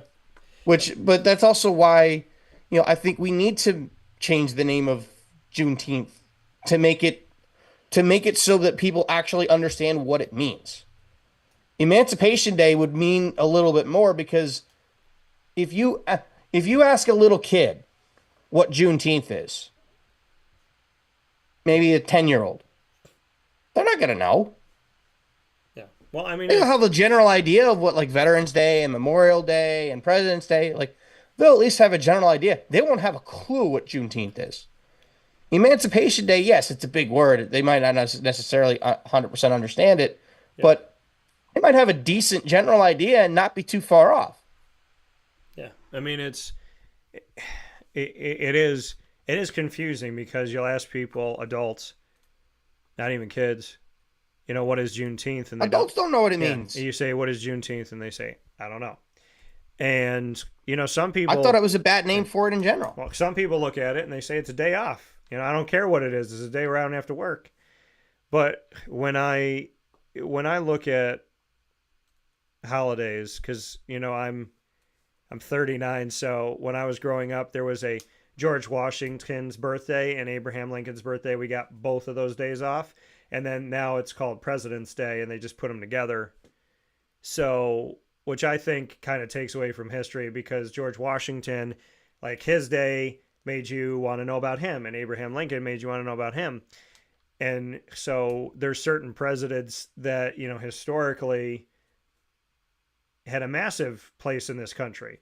George Washington decided to be a president and not a king. He could have been either. George Washington said, stay out of foreign affairs and to never form political parties. Two of the biggest things he said when he left office, that we did not listen to either one of them. Abraham Lincoln had a country divided and stood for what he thought was right, believed in God. And if he didn't take the stance that he took, probably wouldn't have been killed, and this country would be very different. So, Juneteenth is a really important day, but it doesn't, when you call it Juneteenth, to your point, it doesn't tell people what the day is, because teenth, you're like, okay, so that means it's in the teens, but which one? Is it 17th, 18th, 19th, 13th? So Juneteenth is confusing in that sense, and it's also confusing because it's just a date. It doesn't tell people exactly what it is, and I think education of it is incredibly important. And I think I didn't know. I thought when this country finished our Civil War that everybody woke up the next day. This is how I grew up as a kid thinking. I was like, everybody woke up the next day and there were no more slaves. They freed them all at the same time, and there was no conversation about anything. The war is over. The slaves are freed. Let's move on as one nation. I didn't know that it was like this state did it, then this state did it, then this state did it, then Texas waited to do it. It took years. And then they did it. So, yeah. So to me, it didn't happen until after Lincoln was dead. Right. And I didn't know any of this. And that's why I think the holiday for Juneteenth is so important, because here I am, somebody that appreciates history, because if you don't know where you were, you don't know where the hell you're going, and you're doomed to repeat problems that you don't address from your past. So personally and as a group. So when I look at this country, Juneteenth has educated me, and I appreciate that. And I think that it should be a part of something. I also think that for everything that African Americans have gone through in this country, the worst month that they could get for Black History Month, it's the shortest month. It's almost like, hey, yeah, we'll give you a month, but we're going to continue to disrespect you.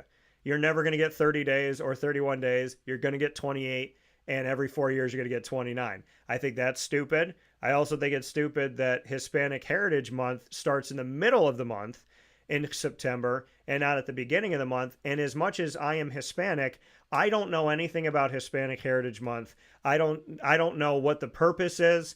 I don't understand why it's in the middle of the month. I never feel well represented. I don't know why there's not an Italian Heritage Month for everything that Italians brought into American culture. People don't even understand. Like, there's a lot of things from Italian culture that you're welcome. They're like the family aspect, leaning on the family. That's Italian culture. Sitting around a table, that's Italian culture. Having a meal together and actually learning about each other and being with each other and just spending time away from everything else and just being with loved ones, that's Italian culture. We have spoken through music. We have spoken through food. We've spoken through romance. There's a lot of parts. There's people that have given credit to how you raise a family based on Italian heritage, but I never see anything about Italian Heritage Month or anything to that respect. So I never understand how certain people get a month, and now we have like Asian Pacific stuff, but we don't have Italian stuff. And Italians came to this country before African Americans came to this country, and Italians were marginalized and hated by the KKK and attacked before African Americans, before Hispanics.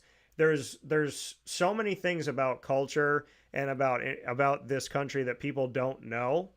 And it's like, you don't know unless you seek to know. And so Germans can tell you about their heritage. I could tell you about Italian. I could tell you about being Spanish. Mexicans can teach you about their culture, but we don't kind of like all bring it together. And the best thing about this country is we are a melting pot. The best thing about this country is that we are a beacon of hope, a beacon of light. We were built on faith. We were built on strength. We were built on blue collar, and we were built on being stronger together. If we did not work together as 13 colonies, we would still be run by the United Kingdom. So the reality of it all is this country was built off of the fact that we are better together than apart. And now here in 2025, we're trying to be apart, and look at how much we're failing. So again, in order to know where you're going, you have to know where you've been. And in order to understand where you currently are, you have to reflect on your history. This country would not exist if we did not work together. And I will say that from here forward, if we look to seek to continue to exist, we're going to have to learn from our forefathers and foremothers and work together. It is not rocket science. It is not crazy. I do not see people by color, by religion, by nationality, by money, or by circumstance. I literally see you by the person that you are, by the content of your character. I will agree wholeheartedly with Martin Luther King Jr. every day of my life that we learn more by the content of someone's character than we do by what they look like. Your actions speak louder than your words. And so I agree. Martin Luther King would not be happy with the country today. I am not happy with the country today because we deserve better. Our children deserve better. Our elders deserve better. And there is nothing about this country that has ever spoken to groups. 13 colonies had to come together. A bunch of different groups had to come together. I am so sick and tired of people listening to the media. And this is why the majority of the media probably doesn't like me, because I call them out. The media wants to separate us because you're easy to control. When the media tells you that all white people hate black people, all black people hate white people, all men hate women, all women hate men, guess what? If you start to believe that, look at the dating pool today. Men and women are at odds with each other because men in society today, men are told you're not necessary, you're not needed, women can do it all without you, you suck, you're toxic, get away from us. Somehow that has been the cultural shift. I treat women with respect, but in today's culture, if I said to a woman, you need to respect me, oh, you're being toxic. I told a woman I wanted us to be equal in our relationship, and she flipped out. And she yelled at me. Equality means you got my back, I got yours. Who the hell am I going to have in my life that doesn't have my back? So I'm kind of at a loss. But again, we have been listening to a lot of power that wants to divide us. I do not want the LGBTQ and the straight community to be divided. I do not want black and white to be divided. I do not want men and women to be divided. I want you to come up to me, show me who you are, and unless you're a jerk, we're good. Because in the comfort of your own home, you do what you got to do. But as I told my friend Patrick, whose best friend left him after he told him that he was gay, I said, Patrick, are you killing people? No. Are you raping people? No. Are you stealing from people? No. Are you seeking to be a bad person? No. All you're doing, Patrick, is trying to love who you want to love. Yes. Then I got your back. So let's be kind, let's be courteous, and let's remember that the country that gave us our freedom does not mean that we can utilize that freedom to hate this country, disrespect this country, and spit on this country.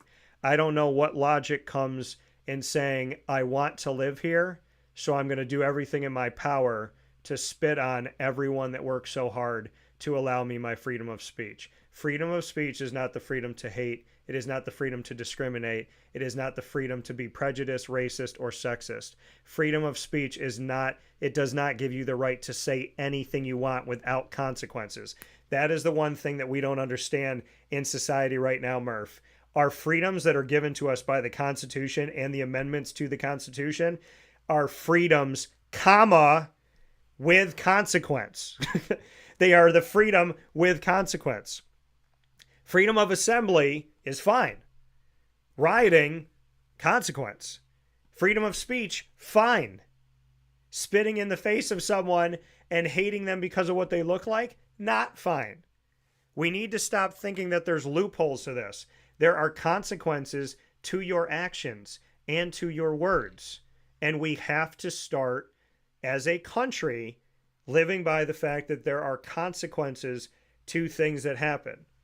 Okay? Don't sit here and tell me that this murderer is justified in raping a child and murdering that child because he was having a bad day. Okay? Do not tell me, don't say, well, this person that went and shot up a school, they're gay, so it's okay. Well, this person that went and burglarized somebody, well, they're a woman, so that's okay. It's not okay to do certain things in our society, ever. And I don't care who you are, what you love, how you love, what parts you have on your body. If you do something to hurt another human being, you should be held accountable for that. And this country was built on the hope that everyone would be equal. Everyone would be free. That is what I believe, and that is what I fight for. That is why Abraham Lincoln and Martin Luther King Jr. to me are not different, because they were both fighting for equality. And as long as people are fighting for equality and fighting for justice for all, I am your ally. I am your partner. The moment that you say justice for everyone except them, or I love everyone except them, or I hope everyone gets to heaven except them, the moment that you do comma except, you've lost me. It's like when someone says, I'm sorry, but. The but negates the apology. The except negates the freedom for all. Just be nice to each other. Be kind to each other. And for goodness sakes, you can't stand for 15 seconds, for a minute. Like, how long is the national anthem? 2 minutes? Like, you can't honor the country for 2 minutes out of 24 hours? You can't do the Pledge of Allegiance in school for 20 seconds? I think 20 seconds or 2 minutes is little to ask for the people that died on a battlefield so that you could stand up and live in a country where you don't have to be fearful of your life every single day. Yeah, I could not agree with you more. So let's take a step aside. When we come back, I got a surprise for Murph, and he's going to talk to us about Mike Piazza right after this on Wake Up Call with Dan Tortora inside the Great Lakes Honda City Studios, where sports meets life.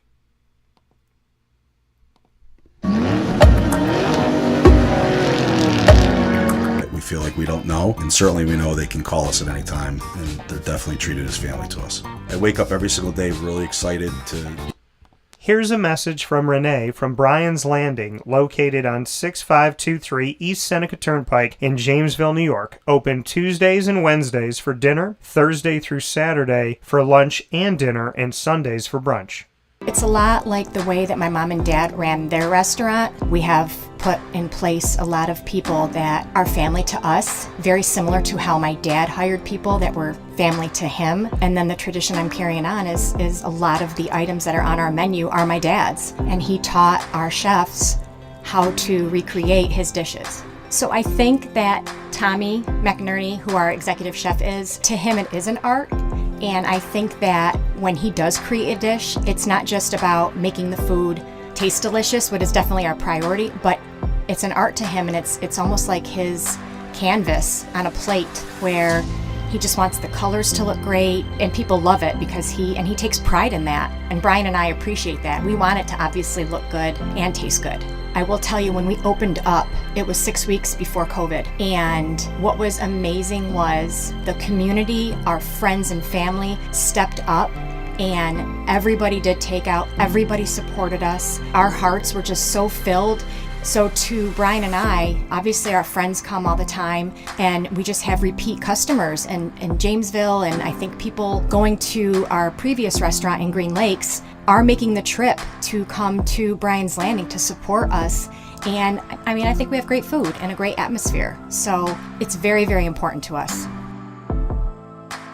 Head to Brian's Landing, located on 6523 East Seneca Turnpike in Jamesville, New York, where memories have become recipes that are now meals to share with you. Tuesdays and Wednesdays for dinner, Thursday through Saturday for lunch and dinner, and on Sundays for brunch. And be sure to come out for live music Friday, Saturday, and Sunday.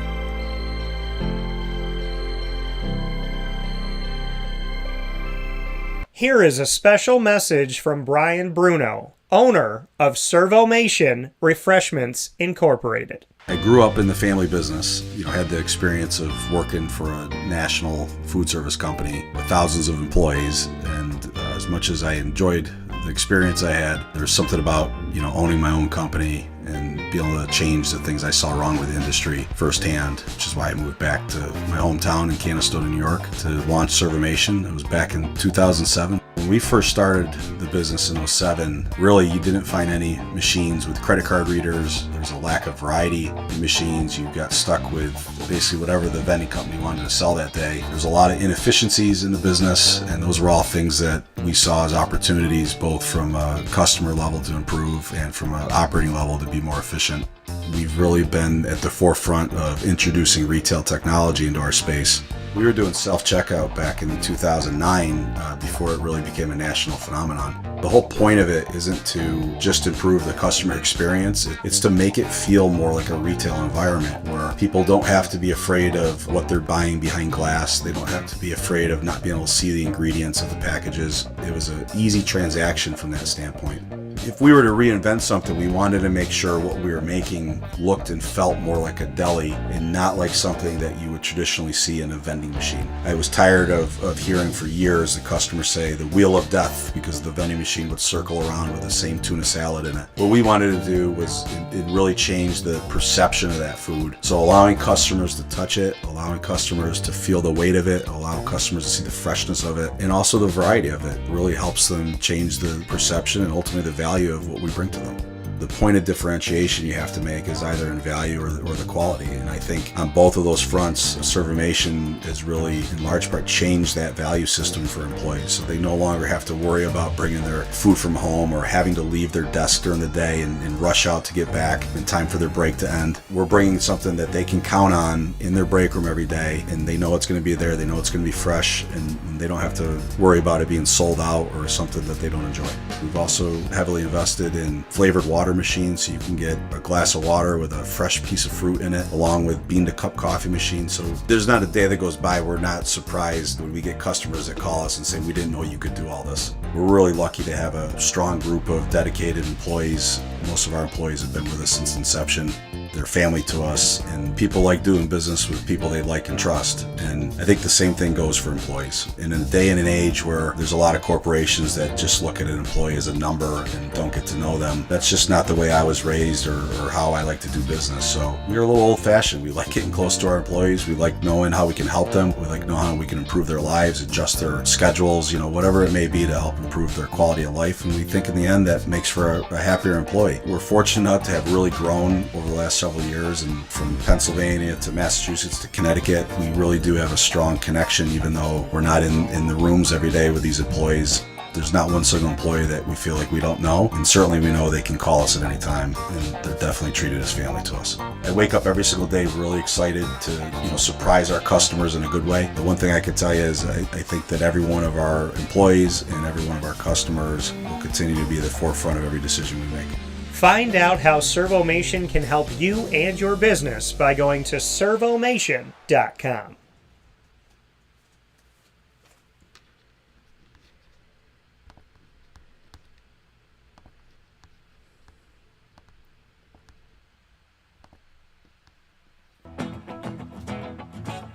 Hi, this is Amy from Mother's Cupboard, home of the whole frittata. We are open daily 6 a.m. to 1:30 p.m. For takeout orders, call 315-432-0942 and tune in to Wake Up Call with Dan Tortora for our monthly food challenge and try our Wake Up Call signature menu item available 7 days a week. Here at Mother's Cupboard, we are Central New York, and it's our honor to serve you. Ma and Pa's Kettle Corn and Popcorn Factory remind us that every day is worth celebrating at 201 7th North Street in Liverpool, New York. Open Monday through Saturday in-store and always online at maandpaspopcorn.com. Serving our Central New York community and beyond, order anywhere, anytime at maandpaspopcorn.com. Stop in to get a tin at Ma and Pa's on 201 7th North Street in Liverpool, New York to get your half-price refills for the rest of your life. Come to Ma and Pa's for your holiday gift giving for family, friends, employees, and clients. And remember, for fundraising and events, to call 315-450-6272. That's 315-450-6272. Ma and Pa's Kettle Corn and Popcorn Factory. How corny are you? This is Jimmer Sikowski, owner-operator of Chick-fil-A Cicero, 7916 Brewerton Road in Cicero, right in front of the Home Depot. I had a deep feeling that God wanted me to do something bigger with my life and to help people, help others. I kept putting Chick-fil-A in my life, and I realized as I was going through the franchise selection process that positively impacting the lives of others was really core to what we do here at Chick-fil-A. First of all, it starts with the food. The food is brought in fresh daily. We bring in local produce. We prepare to order in the kitchen. We hand bread our chicken. We hand spin our milkshakes. It's great food. It doesn't taste like fast food. I think the second thing is the way people feel when they come in a Chick-fil-A restaurant. It's different. We try to treat people with intentional kindness here, which is very different and deeper than good customer service. And so I think it feels remarkable for most people to come in a Chick-fil-A restaurant.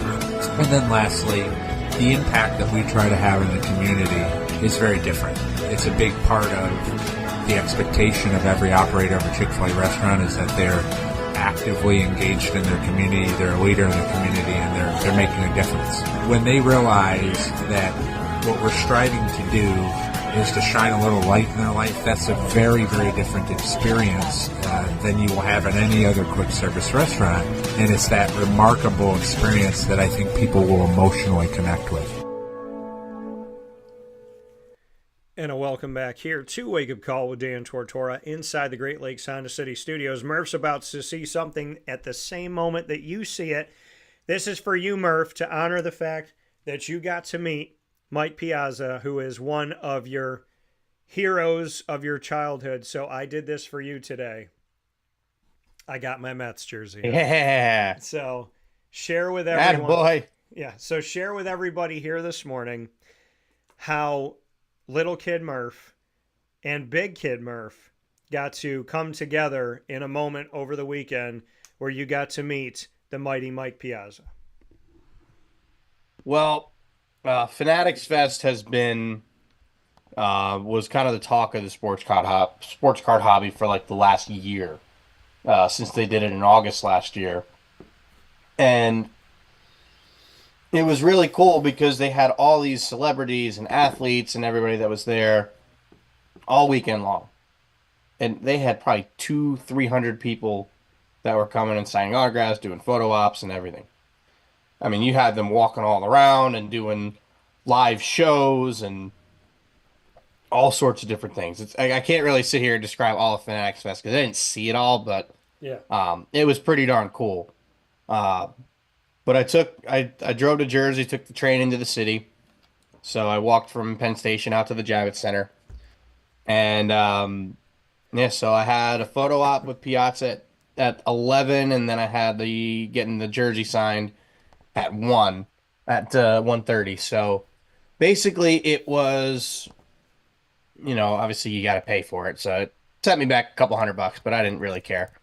Because to have a chance to, meet your childhood hero, it's kind of a once in a lifetime experience. So, leading up to it, I was getting worried that I wasn't going to make it in the building in time for the photo op because there was a line outside, a massive line outside, and I genuinely did not think I would make it inside in time. But I did, and I got my photo op, so that was my photo with the great Mike Piazza. Yeah. And super nice guy. Shook his hand, said it's an honor to meet you. Also congratulated him on his hole-in-one. So that was he actually liked that. He said it was a real lucky shot. But yeah, so then after that I went up to the card show, which was the main reason I was going to be going other than Piazza. And I walked around. I saw some people that I knew. I met up with buddy of mine, and we basically kind of like spent the day walking around the show together. And this way we were kind of like, with somebody. Yeah. But I couldn't make deals to save my life. There was a friend of mine that I knew that was buying that, usually pays pretty strong. So I showed him my cards, made a deal with him. So he bought stuff from me, but I couldn't spend the money. Yeah. I literally could not spend the money if I tried. And I tried. Um, so it was a struggle to get any deal. I bought one card. I bought one card the whole day, and it was a red, white, and blue Prism Jaden Daniels PSA 10, and it was just because they happened to be into it pretty good, and it was doing like 325 or so. I got it for 270, so like I did okay.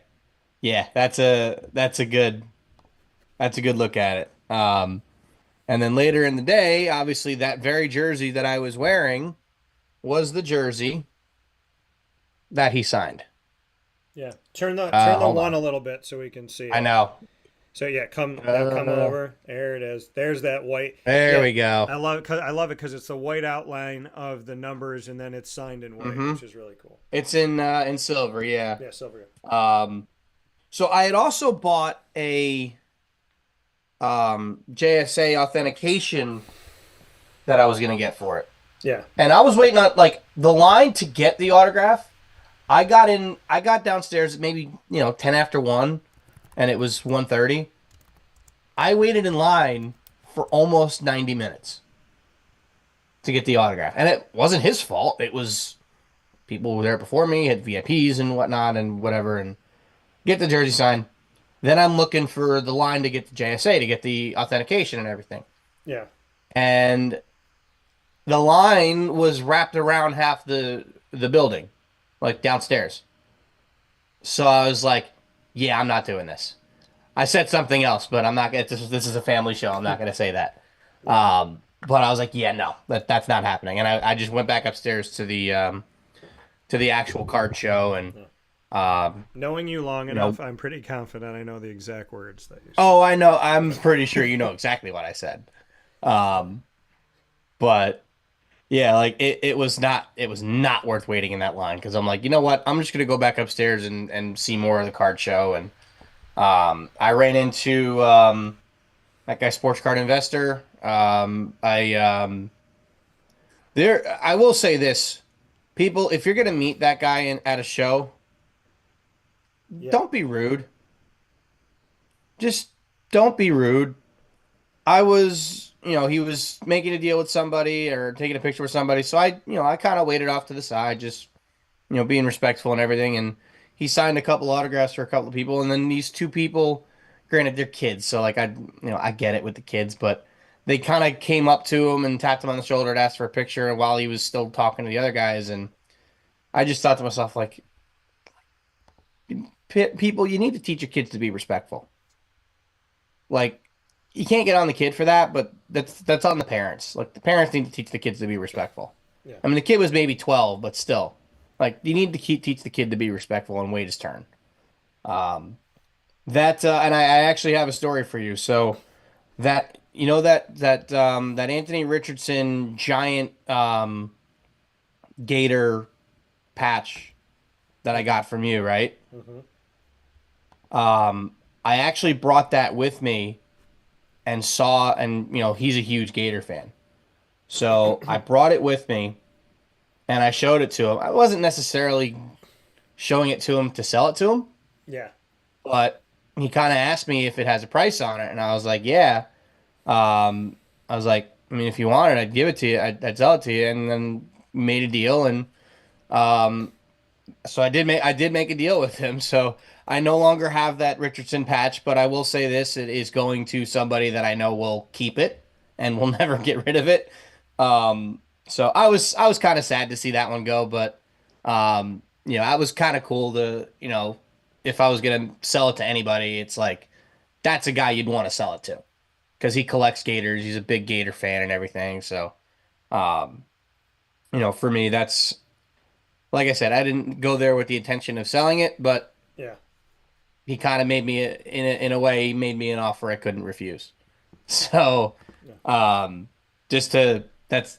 obviously that card is no longer in my possession, but, yeah, and that was the only other card I sold the rest of the day. Like I didn't really pull my cards out to sell to people. And, just cause like I knew most of these people were buying it 75%. And I was like, yeah, I'm not selling to these idiots. But I had a blast. It was a lot of fun to walk around the show and everything. Yeah. At the trade night later, which I was not there for, I was back on the train headed back to Jersey. Um, the owner of the Washington Commanders, with Jaden Daniels on the stage, purchased the Black Finite one of one of Jaden Daniels from Roth Cards for $500,000. That's crazy. So I'm a little bummed that I didn't get to witness that, which would have been pretty darn cool. But yeah, that was a really cool thing to see after I last saw that. I saw that on the train as I was heading home. But yeah, it was an amazing day. I wouldn't have traded it for anything. And there was also something else I got to do, Okay. which was pretty cool. Later on, shortly before I left. So, any of you who have watched Back to the Future or as like Back to the Future as much as I do, would appreciate that. Oh yeah. That is an authentic, screen used copy of the Gray's Sports Almanac from Yeah, Back to the Future Part 2. I did see that you had that, which was awesome. That was. Am I crazy to say that was almost more exciting than meeting Piazza? Well, I'll tell you this, man. Like, I just watched Back to the Future 2 again, and I watched it on the plane home from Florida, and I just thought to myself, because I always wanted a hoverboard. When I saw that almanac, no joke, and it's funny how God works, because I didn't know you were going to see this thing and hold it, and Neither did I. and yeah, and you didn't know that, I'm going to say what I'm about to say, but when I watched the movie again after all these years, I saw it and I was like, man, I would love to just like get my hands on that. And then you got to do it, which was really cool. And it in fact has actual sports statistics in it. It's an actual book with sports statistics. I have, I mean, you can buy these every year. Like, I have almanacs that I've bought at like Barnes and Noble. So it's just the fact that this one was bought and then went back in time. So Oh my god, yeah, so funny. But yeah, like the fact that I was able to get my hands on that was pretty darn cool. I mean, I love Back to the Future. It's Back to the Future trilogy is probably to me, it's the best movie trilogy of all time. I know people are going to disagree with me on that, but in my opinion, it's the greatest movie trilogy in all time. So for me, and knowing how much I love that movie, getting to see that was pretty darn cool too. But yeah, like I saw some cool people, all the biggest card influencers were there, and I met some, I didn't meet others. Like I was at Card Collector 2's booth a couple different times. There was a big line of people to meet him. I just looked at some of the cards that he had, and then if I had the chance to, I would have said hi and met him and everything. But it wasn't really, wasn't my desire to. But it was also kind of a cool week because I also got to see on Wednesday at Fiddler's Elbow when I was picking something up from there. These. Which, if you don't know, those are Bryson DeChambeau's golf clubs. Oh, that's cool. Bryson filmed a Break 50 video at Fiddler's Elbow last Wednesday with Adam Sandler. I don't know if I'm supposed to say that or anything, but I imagine it'll be coming out around the time of the movie of Happy Gilmore 2. Yeah. So I'm really excited to see that. I hung around a little bit to see if I can, maybe meet him. It didn't end up happening, which is okay. But that was still kind of cool. I got to, I saw his clubs, and I would have asked him about his putter had I got the chance to meet him. But not the end of the world. Maybe one of these days. But I will say this: at Fanatics Fest, the amount of golf cards and memorabilia I saw was actually kind of crazy. It was the most amount of golf that I've seen at a sports card show ever. Yeah. I almost bought a Live Golf Phil Mickelson auto, but again, people wouldn't budge off their prices. Yeah. It was ridiculous. And it wasn't worth what they wanted for. So I'm like, no, like I'd love to have it, but I'm not going to overpay for it either. Right. No, Lots of Tiger Woods stuff, Phil Mickelson, I did see a Bryson auto, which was kind of expensive. Well, you said there was But it was cool. There was a Tim Tebow. I would have loved to have a Oh Tim yeah, Tebow because I have I could. 3 of his rookie Oh cards. my God. But, yeah, I mean, I have a Tim Tebow auto. Well, obviously I have that one, yeah, but I have a Tim Tebow autograph card, which is cool. But this one was a flawless to number to 20 patch auto of Tebow in a Jets uniform, game used, and I'm like, I'd love to have this card. Hasn't sold publicly in about 3 years, 2 or 3 years. So they had it. The last sale was like $150. yeah. They had it for 350.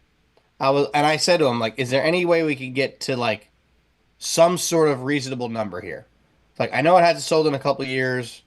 I know it's kind of a hard card to come by, but like, really, like double what the last sale. Like, come on. And they're like, oh, you can do 325, and it wasn't the main guy, and I'll put him on blast. Santiago Sports. I've never been a fan of him, never. But it wasn't him. It was one of his guys that was talking to me about that, and I flat out said to him, like, there is a lower numbered version on eBay for 250. Now, granted, not as nice a patch, Yeah. but there is one on there. I'm like, I would get, if you can get at least in the ballpark of that price. They're like, well, then you got eBay fees and what. I'm like, I don't care. Yeah. Yeah. I was like, I would have been willing to pay him $200 for that card. I would have. Right. And the last time it sold was 150. So like, I was like, yeah, I'm not paying that. Like, goodbye. I'm not dealing with that. That was the story of Fanatics Fest. Yeah. Was a lot of people being completely overpriced that you couldn't make a deal with. Well, this card. I honestly, if I wouldn't go back. Okay. I wouldn't go back unless I'm going to meet somebody that I really want to go meet. So, I wouldn't go next year. There's no way in hell, honestly. But it was cool. It was fun. I'm glad I went. But for the card show piece, Yeah. I would not go again. Under no circumstances would I do that again. Well, I mean, we know if somebody swindles you or overcharges you or is disrespectful or is mean or difficult to work with, then it puts a bad taste in your mouth. Like, you go to a show, like if you and I have gone to like there's shows we've gone to multiple times, there's certain people that I won't go to because of the experience. And then there's certain people that you will go to because of the experience. So, I mean, and I know that, I mean, when we do trade night with GG Cards and Breaks, there's people that always come out, like, we always talk, we have a great time together, we have a lot of fun. There's a guy that's got like a ton of great stuff. There's one guy that did a really good deal. So, I mean, there's people that I love to talk to. And then there's the vibe you get when you're at certain card shows where you just feel like someone's trying to be smarter than you and they're trying to like swing. And the thing is, like, yeah, okay. All the big card shows. If everybody's all in the big ones. Right. If everyone's in it for themselves, this is the mentality. I want to charge you 120% of comps, but I want to pay 70%. And it's like, that's all well and good, but if everybody thinks that way, then it's not going to work out, right? Because you have to be fair. And I'll never forget that. I'll never forget going to the Fishtown card show, the first one we did in Philly. And I had a guy that came up to me. Oh, no, I think it was the second one we did, because he said to me, he's like, your prices are always fair and you have such a great variety. And like those two things meant a lot to me. And so the next time I do one and hopefully get out there soon, I have more variety now. But we can also do it 2 days next time, though. Right. Because like I'll make if I think they have one in October that we can do for 2 days. I do want to show both this. This from my Uncle Bill, who's passed on, God bless him in heaven. He gave me a bunch of stuff. This is one that he gave me here, and it's got a little gold plate in the corner. But this is allegedly Mickey Mantle's last card ever that they ever did. So I don't know if they've done anything recently where they've done like the throwback, but yeah, like this was his final card. And so it's not in like it's not in the best of shape, but I was never going to sell it. But yeah, it's It's a little bit of Mickey. That's pretty cool. Just sitting. And the thing is like, it was always in my room, and then I moved it some other where, like over the years, because I've had it since I was a kid, I've moved it to different places that I forgot where it was. So it's right next to me here, next to my. Did you see my ring? I think so. Have you seen my championship ring that I have now? I think so. So the ring sits, so the CBA ring that says, and it actually, if you look here on this, it says Tortora, and it has DT there in the that's the cool. purple. So this sits right here, and then Mickey sits next to it with my Jazz Chisholm PSA 10 autograph Bowman First Diamondback, and my Josh Brolin autograph for Thanos, and then it also sits with my my GG Cards and Breaks first ever 1 of 1.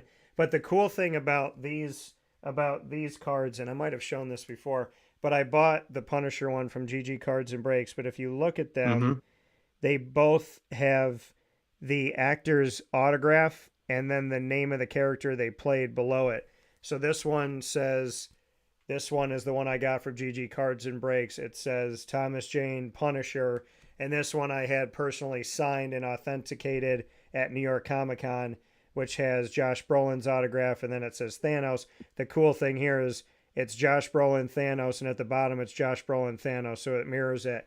And I actually had them put the authenticator on here, so that sticker authenticates that he signed that, and he signed it that day right in front of me. So that was really cool. It's it's like with the Piazza jersey. Like, I could have gotten the JSA thing. I could have gone over and done it, but I had no desire to wait in that line. So I was like, I'm not doing this. I know about the lines because when I'm never gonna sell it. So who cares? Yeah, that's what they have in New York Comic Con, because I got my Michael J. Fox authenticated, my Oscar Isaac authenticated, my crush that I had, Lana Lang, the girl that played Lana Lang, who is, I think it's Kristen Kruick, and so I had hers authenticated.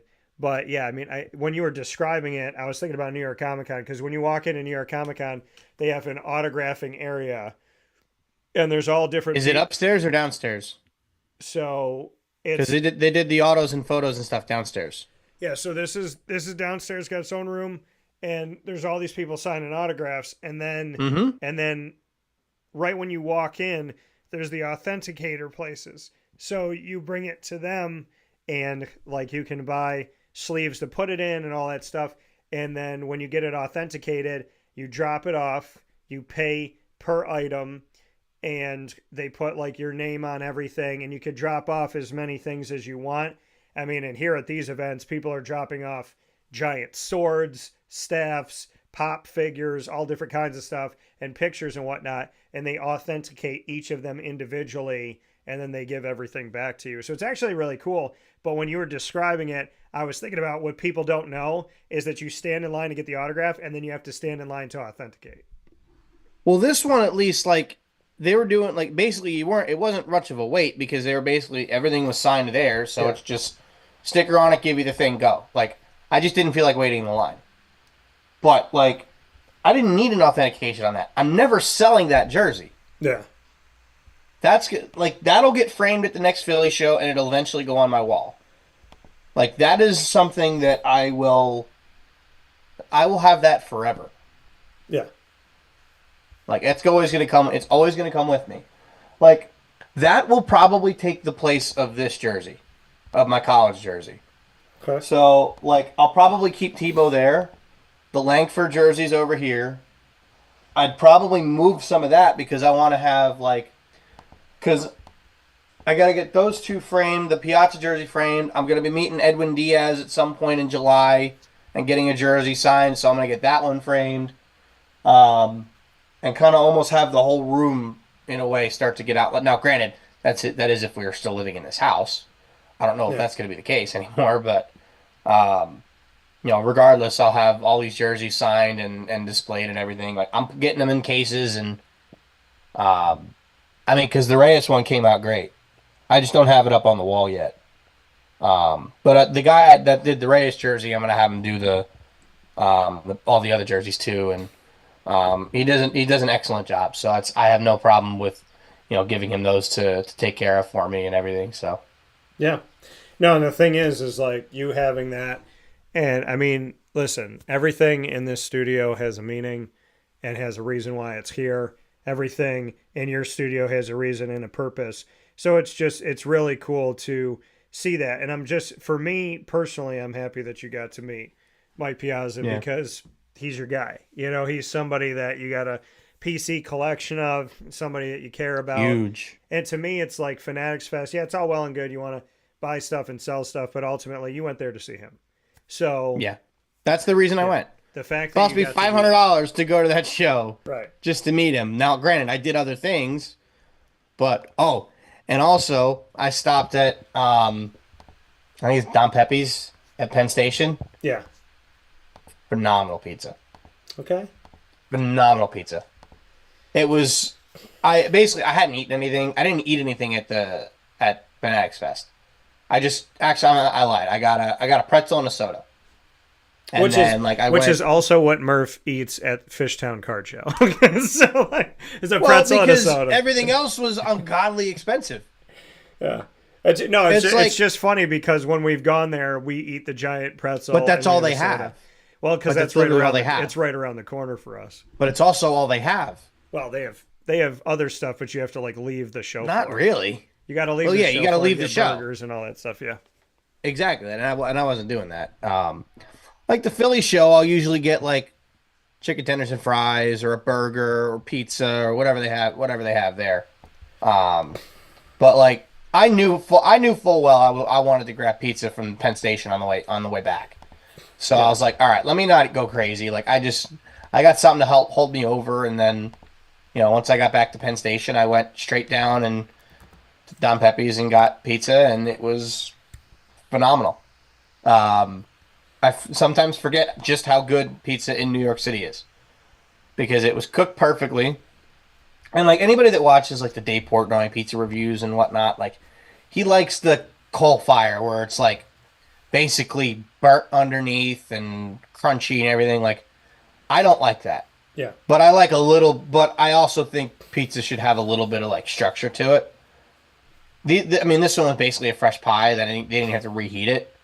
I pulled it. I got 2 slices and a soda for like $10 or $11 or something like that, and found a spot down the bottom of the stairs before going to New Jersey Transit, and it was excellent. Had a little bit of crunch to it, which is perfect, but not too much. Yeah. And the pizza was excellent. So it was worth the waiting to eat for me to go get that. I would definitely do that again, but. I will say this. I would also definitely do New Jersey Transit to Penn Station again because it was really, really simple. Yeah. It was basically I hopped on the train in Dover. It was $4 to park the truck for the day. It was $35 round trip to and from the city. Granted, you're on the train for an hour and a half, but I'd rather do that than sit in traffic driving into the city. Where I can kind of just, relax. I could take a nap if I wanted to, or just do whatever on my phone. It was great. But that was fun to do. If you haven't, obviously, New York's not the world's safest, city, as we know. But, if you pay attention to what you're doing and, walk with a bunch of people, you're fine. I walk with a bunch of people going to and from Fanatics Fest. So, like, I was in a big group going to and from the Javits Center. Yeah. Well, it's We funny. also saw a protest outside of Penn Station, too. Well, across the street from the Garden. There was, like, another station over there, and it was a pro-Palestine rally, and they were playing, like, drums and whatnot. But it was, I didn't see anything that was going on that was bad. Yeah. Like, they were waving the flags. NYPD was there basically just, like this, just making sure nothing got out of hand. It seemed fine. And then I just remembered, like, I forgot, I am in New York City. Oh, yeah. Yeah, you're in New York City. When I went on a date in New York City last year, ironically, I was also at the Javits Center because that's where New York Comic Con is. and we'll be back there this year, God willing. A Super Powered Pop. We are set to return, and this is year 7 or 8 at this time, which is awesome, and we'll be covering that for Super Powered Pop, our entertainment show here under the Dan Tortora Broadcast Media umbrella. And I was going on a date, and the girl I was going out with, she's like, I'm going to be late because there's a protest. And she was trying, and she wasn't even that far away. Like, where she worked and where I was staying was not that, because I walked it. And she said it to me. She's like, because she would get work, because we hung out a little bit. Nice girl, just didn't work out. But, my best to her finding her mates, because I did have a lot of fun with her. Probably one of the best people I've ever hung out with in the dating world, where we communicated so very well. And we could talk for hours, never ran out of something to talk about. I went home one night. I walked her to the bus station so she could go home, because she lived outside the city. And then she goes, what are you going to do? And she looked up all this stuff, and she's like, if you go down this street, you're going to get to the bus station, and you take that bus, and that bus will take you back to where you need to go. She texted me almost instantaneously, and she's like, did you find the station? I was like, oh, I chose to walk. She's like, of course you did. So, like, typically I walk, but I am very much, like that area of the Javits Center, I'm used to. And so, but it's funny how it's not a bad walk from Penn Station either. Yeah. It's like 15 minutes. Right. And Penn Station obviously is below Madison Square Garden, and Madison Square Garden is very close to the Javits Center. So it's just, there's a lot of good food. Times Square is there.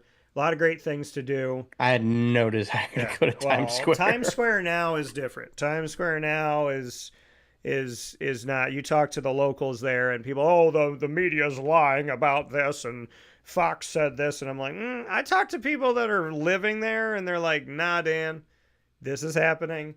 I mean, I talked to the girl that I was seeing at the time, and she told me, yes, there are people that are pushing people in front of subway trains, and she said it does happen. I said, why? She's like, because they're on drugs.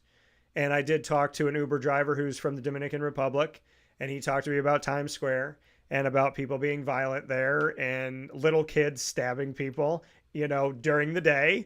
And so, I mean, there's stuff that people try to tell you is not happening, but I do this crazy thing, which is like talk to people that are actually in it, because I want to get the information from the source and not from someone who maybe has an agenda.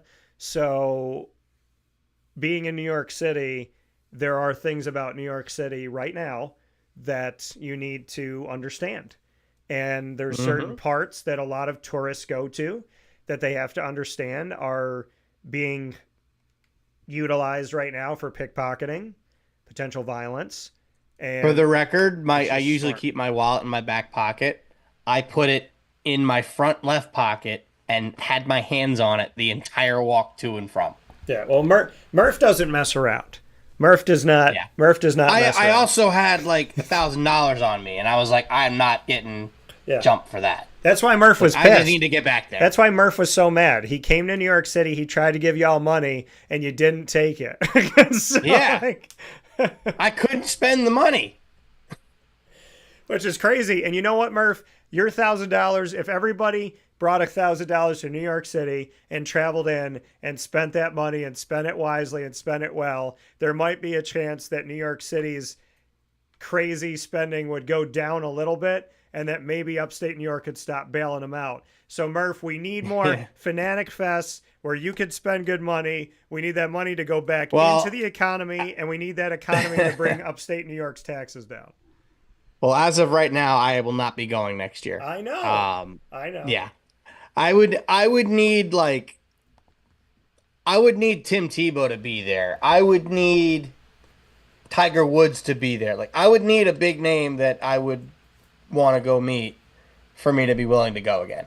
It was $80 just to get in the door. What about Governor Kathy Hochul? Hell no. I did say that I would run. No. I did say I would gladly run against her. Has nothing to do with party, Kathy. It has to do with the fact that you ripped apart my city. So, but it's just funny to me that, like, I've been to the Javits so many times because of New York Comic Con, And It's a beautiful building. and you I just mean, went to, yeah, it's I perfect call for it something like that. I call it the glass Rubik's cube. And so Yeah, here's the that sounds funny about thing. right. Here's the funny thing, Murph.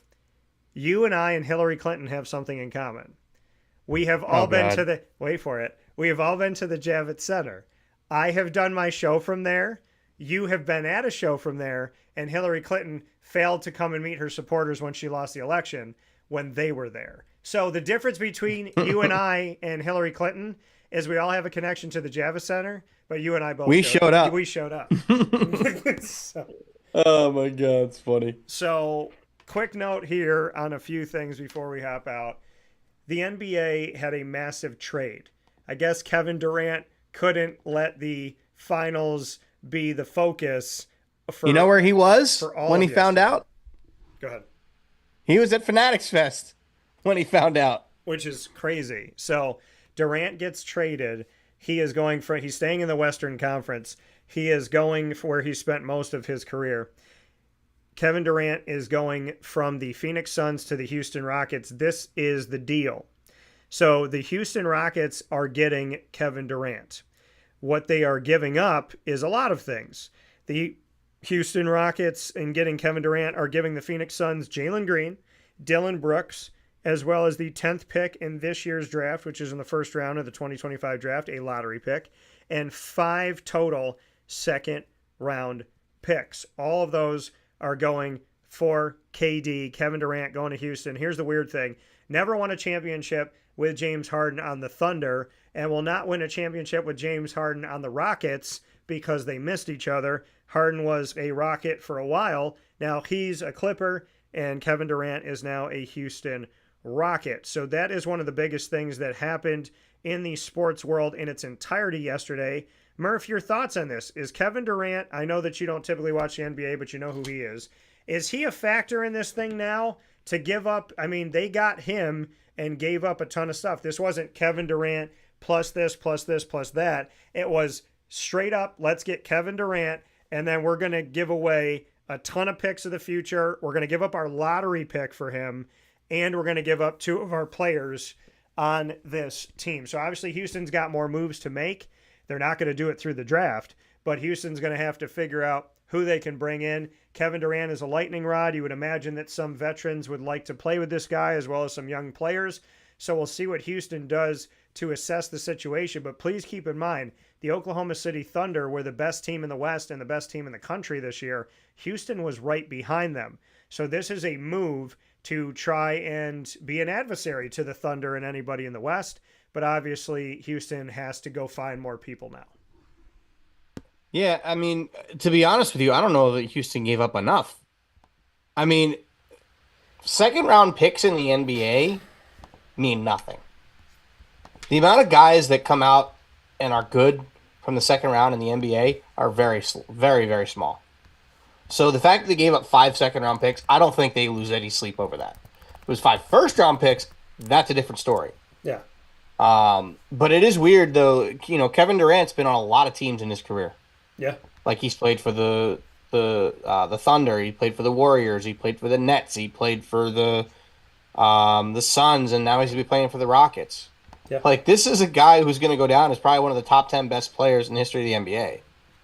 And now he's gonna be on his 5th team. I mean, hell, LeBron's played for 4 teams. Sorry, 4 or 3. So LeBron has played 3. for the Cavs, the Heat, the So 3. Lakers. He played for the Cavs twice. So yeah. Yeah. That's why I, lost that for a second, because I forgot he Yeah. technically was on the same team twice. But it's getting too common for like these superstars to play on a lot of different teams. It really is. And I've always liked Kevin Durant. I always, I never held it against him that he went to the Golden State Warriors to try to win, because, who doesn't want to win a championship? You could go, play for that team, win 2 championships, and you can't blame him for that. Just like you can't really blame LeBron for going to Miami. My issue with LeBron in Miami was how he did it.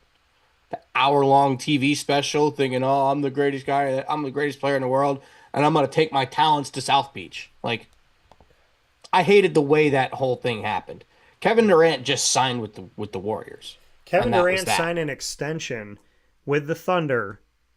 He was in Orlando, sitting right a few steps in front of me at Summer League, cheering on his teammates and these guys trying to make the team.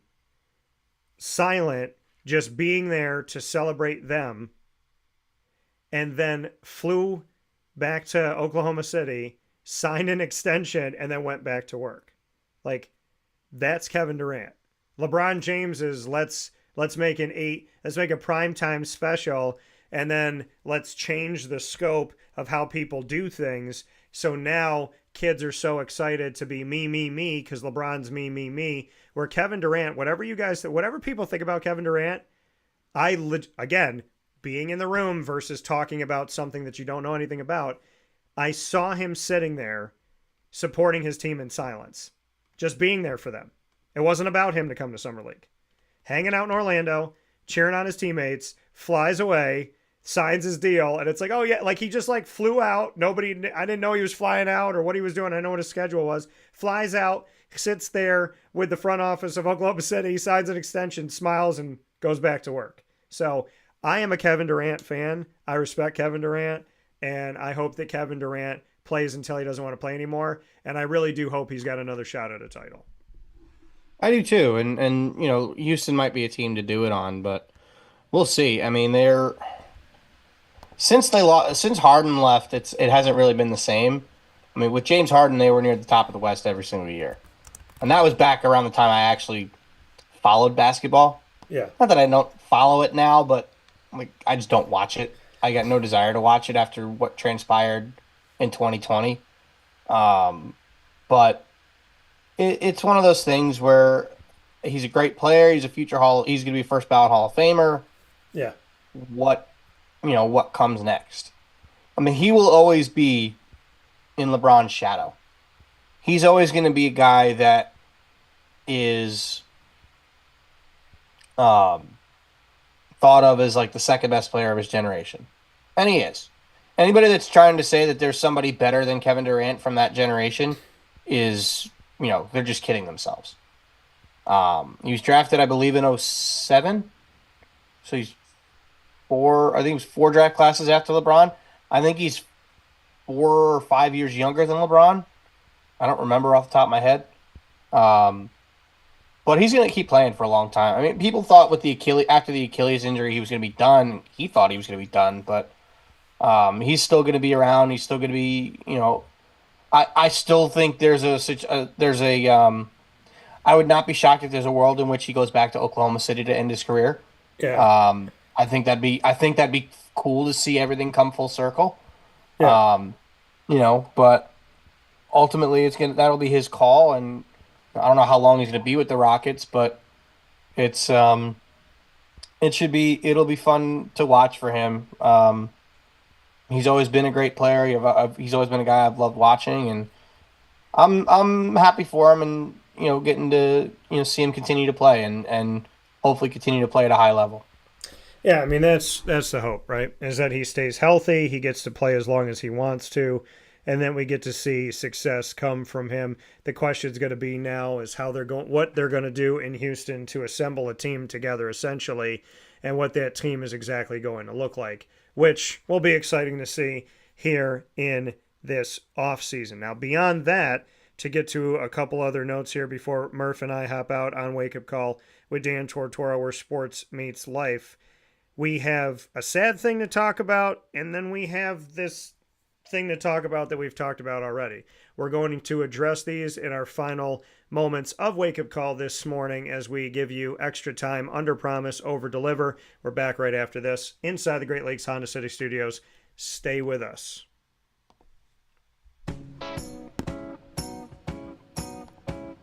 In these unique times, there are those in our community that give us a sense of normalcy and positivity. Pizza Man on 50 Oswego Street in Baldwinsville has been here for you for over 35 years and is here now. Call 315-638-1234 or order online at pizzamanbville.com. to bring those familiar tastes into your home. And remember to come see our monthly on-site broadcasts centered around the community and our Baldwinsville Bees. Pizza Man in Baldwinsville. Any way you slice it, they are always here for you.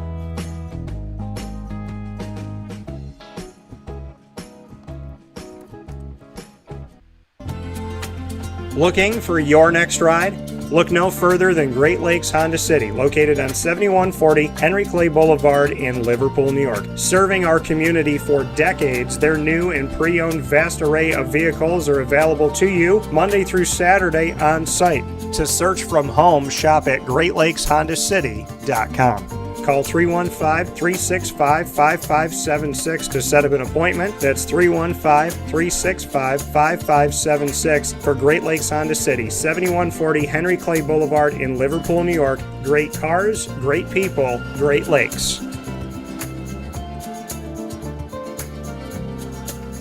All right, you need to come out here and get yourself the Brooklyn Pickle. I was talking about this with one of my buddies. I was like, yo, there's no better sandwich in the state of New York than the Brooklyn Pickle. And now that I found out that they're going down to North Carolina, we are taking over your taste buds everywhere you are, wherever you're going to be. You need to get yourself out to the Brooklyn Pickle. Pinehurst, you just realized that you found yourself the best sandwich shop that you're ever going to have. This is a glorious moment. It's a blessing to your community.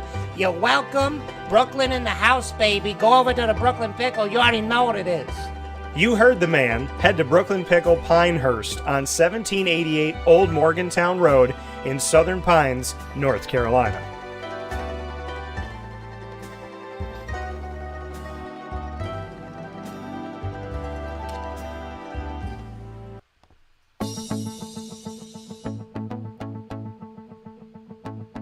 Avicoli's, located on the corner of Route 57 and Wetzel Road in Liverpool, New York, has been your trusted neighbor for decades. Located just steps from Liverpool High School, we're happy to have the Liverpool Warriors on-site, on-location broadcast at Avicoli's through Wake Up Call with Dan Tortora every single month, featuring student athletes, coaches, and administration throughout the year from Liverpool High School. Head out to Avicoli's today on the corner of Route 57 and Wetzel Road in Liverpool, New York, open Tuesday through Sunday for lunch, dinner, and drinks. We'd love to see you out there. And of course, you can call them at 315-622-5100 for takeout, delivery, and catering. That's 315-622-5100. And also find them on myavicolis.com. That's myavicollis.com.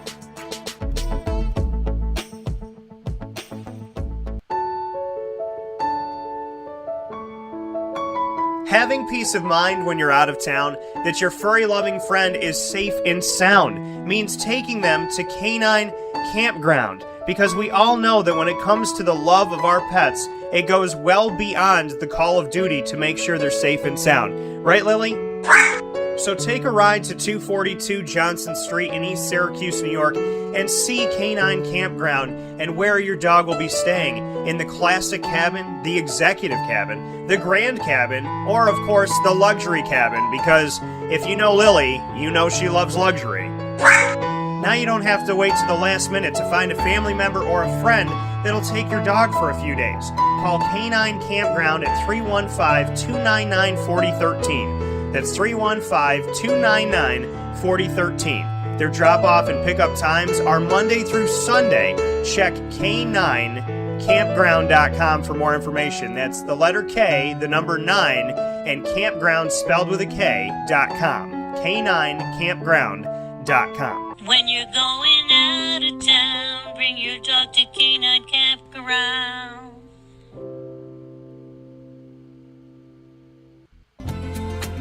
Looking for your next ride? Look no further than Great Lakes Honda City, located on 7140 Henry Clay Boulevard in Liverpool, New York. Serving our community for decades, their new and pre-owned vast array of vehicles are available to you Monday through Saturday on site. To search from home, shop at GreatLakesHondaCity.com. Call 315-365-5576 to set up an appointment. That's 315-365-5576 for Great Lakes Honda City, 7140 Henry Clay Boulevard in Liverpool, New York. Great cars, great people, Great Lakes.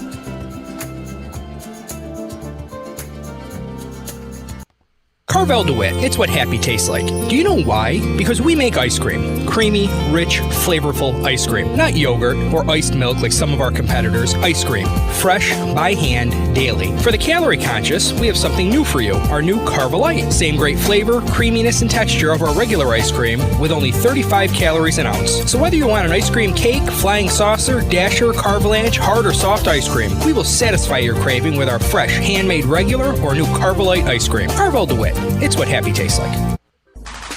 The Wildcat Sports Pub in Camillus, New York is located on 3680 Milton Avenue in the Home Depot Plaza. It is your family-friendly sports bar and restaurant. Folks, some sports bars aren't family-friendly. Some family-friendly restaurants are not sports bars. The Wildcat Sports Pub in Camillus, New York is proud to be both.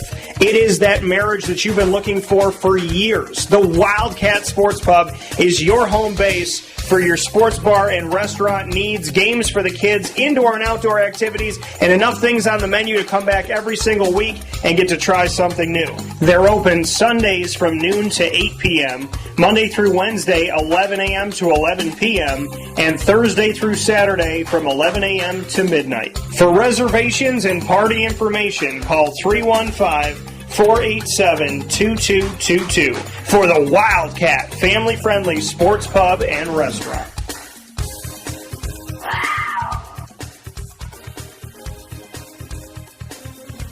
GG Cards and Breaks. Like, comment, subscribe. GG Cards and Breaks on 639 Delmar Place in Syracuse, New York is your one-stop sports card and trading card shop. Find your way over to GG Cards and Breaks Tuesday through Saturday from 10 to 6, and on Sundays from 10 to 5 for hockey, soccer, basketball, baseball, football, and more, including Disney Lorcana, Magic the Gathering, Yu-Gi-Oh!, Pokemon, AEW, Marvel, and so on and so forth. You never know what you're going to find at GG Cards and Breaks.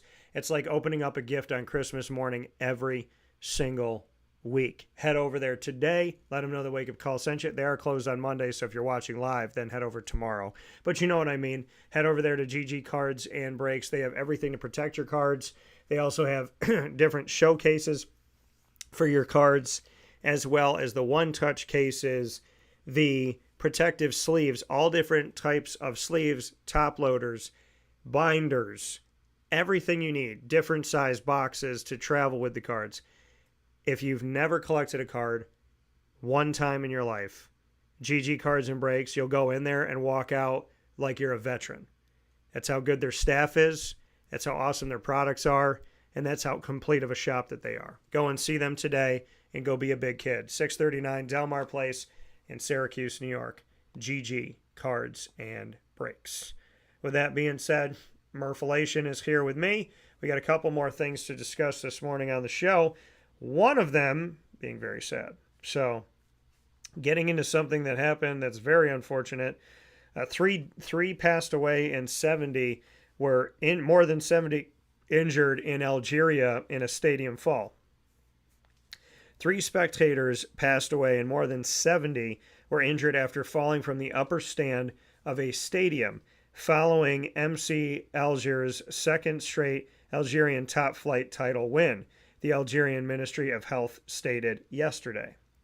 The Beni Messos University Hospital received 38 injured people, while 3 deaths were recorded. That came from the Algerian Ministry of Health in a statement via Facebook, adding, Ben Aknan Hospital also received 27 injured people, while Bab el Oud Hospital received 16, end quote.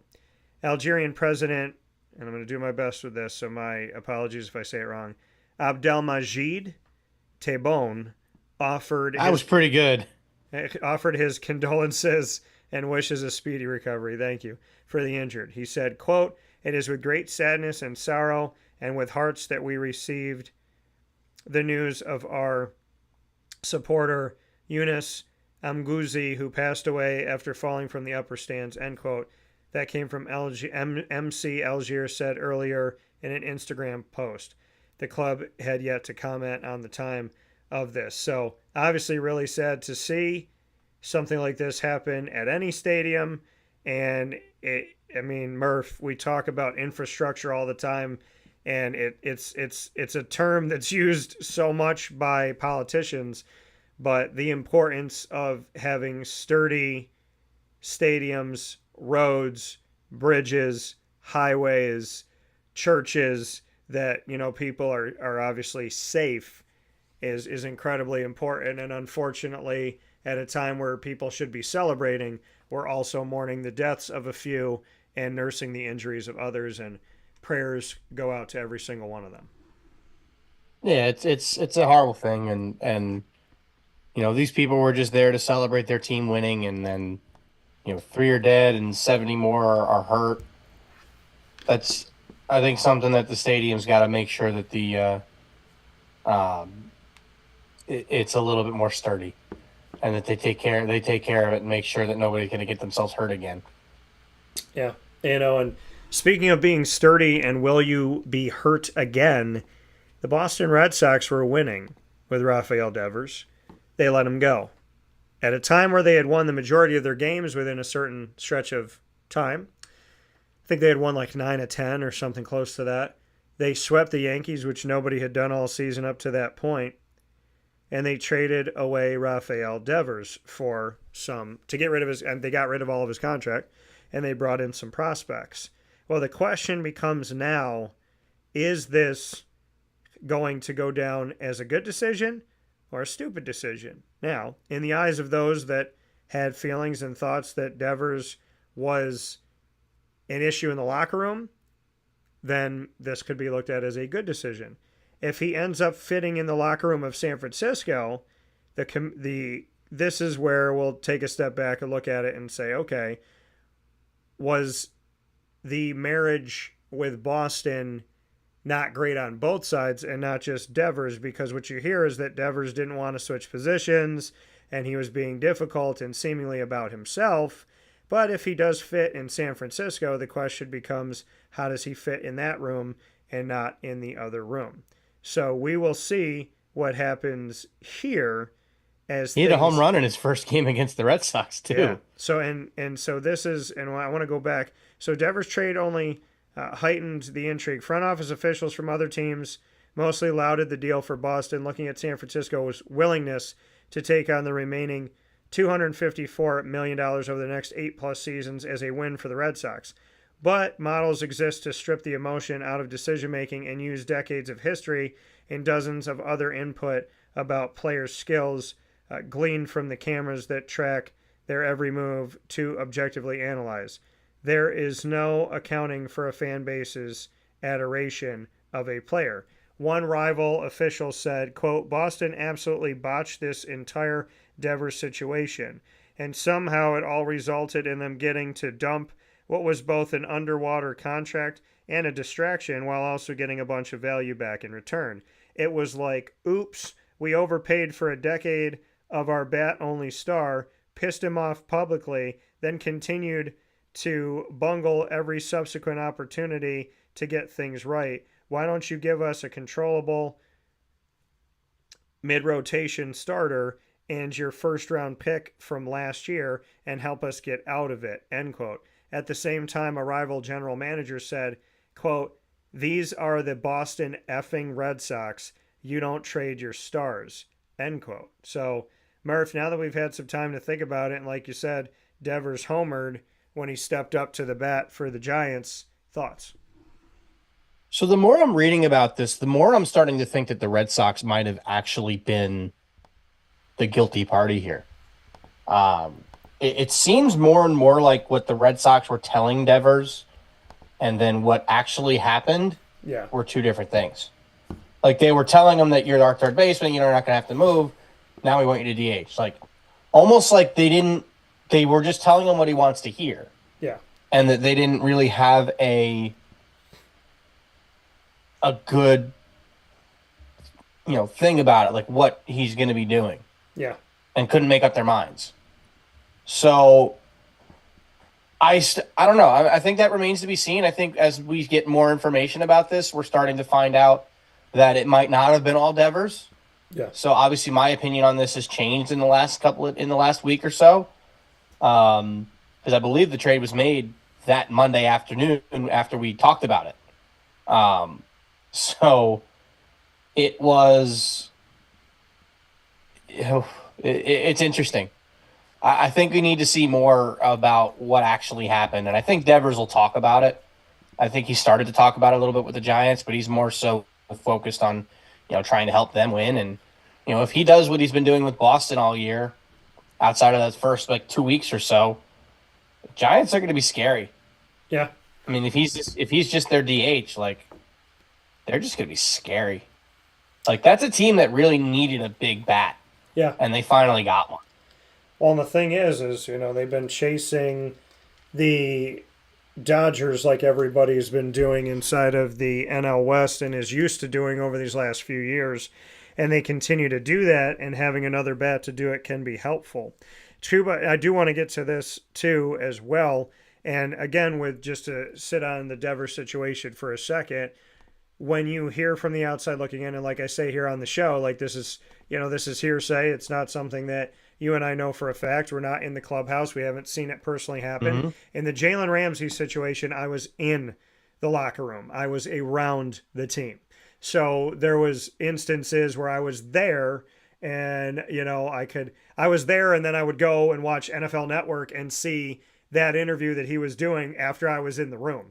So in the case of Rafael Devers, like I said before, when Antonio Brown and Le'Veon Bell left the Steelers, the question was it the Steelers that were the problem? Was it the players? We found out it was them more than it was the Steelers. In the case of Devers and the Red Sox, the jury is still out. Chuba Hubbard, looking at going to the NFL for a second here, he was in Hershey, Pennsylvania when he was 9 years old, competing in international track meet for the first time outside of Canada. He had never lost a race, but he did that day. And afterward, he said he, quote, cried my eyes out, end quote. Now, as we look at him today, his coach at the time, Corin Timmer, his track coach, has said this, quote, he's like, this is just the beginning, coach. I'm going to the Olympics, who began coaching Hubbard as a first grader. It was nonstop. He wanted to hit the big time. He wasn't satisfied with just winning a race here or there. He wanted to be on the world stage. But of course, football became the bigger pull and sidetracked him from that Olympic goal, end quote. So now we look forward almost 2 decades, 17 years later, and Hubbard is doing extra work with the Carolina Panthers assistant coach after a routine off-season workout.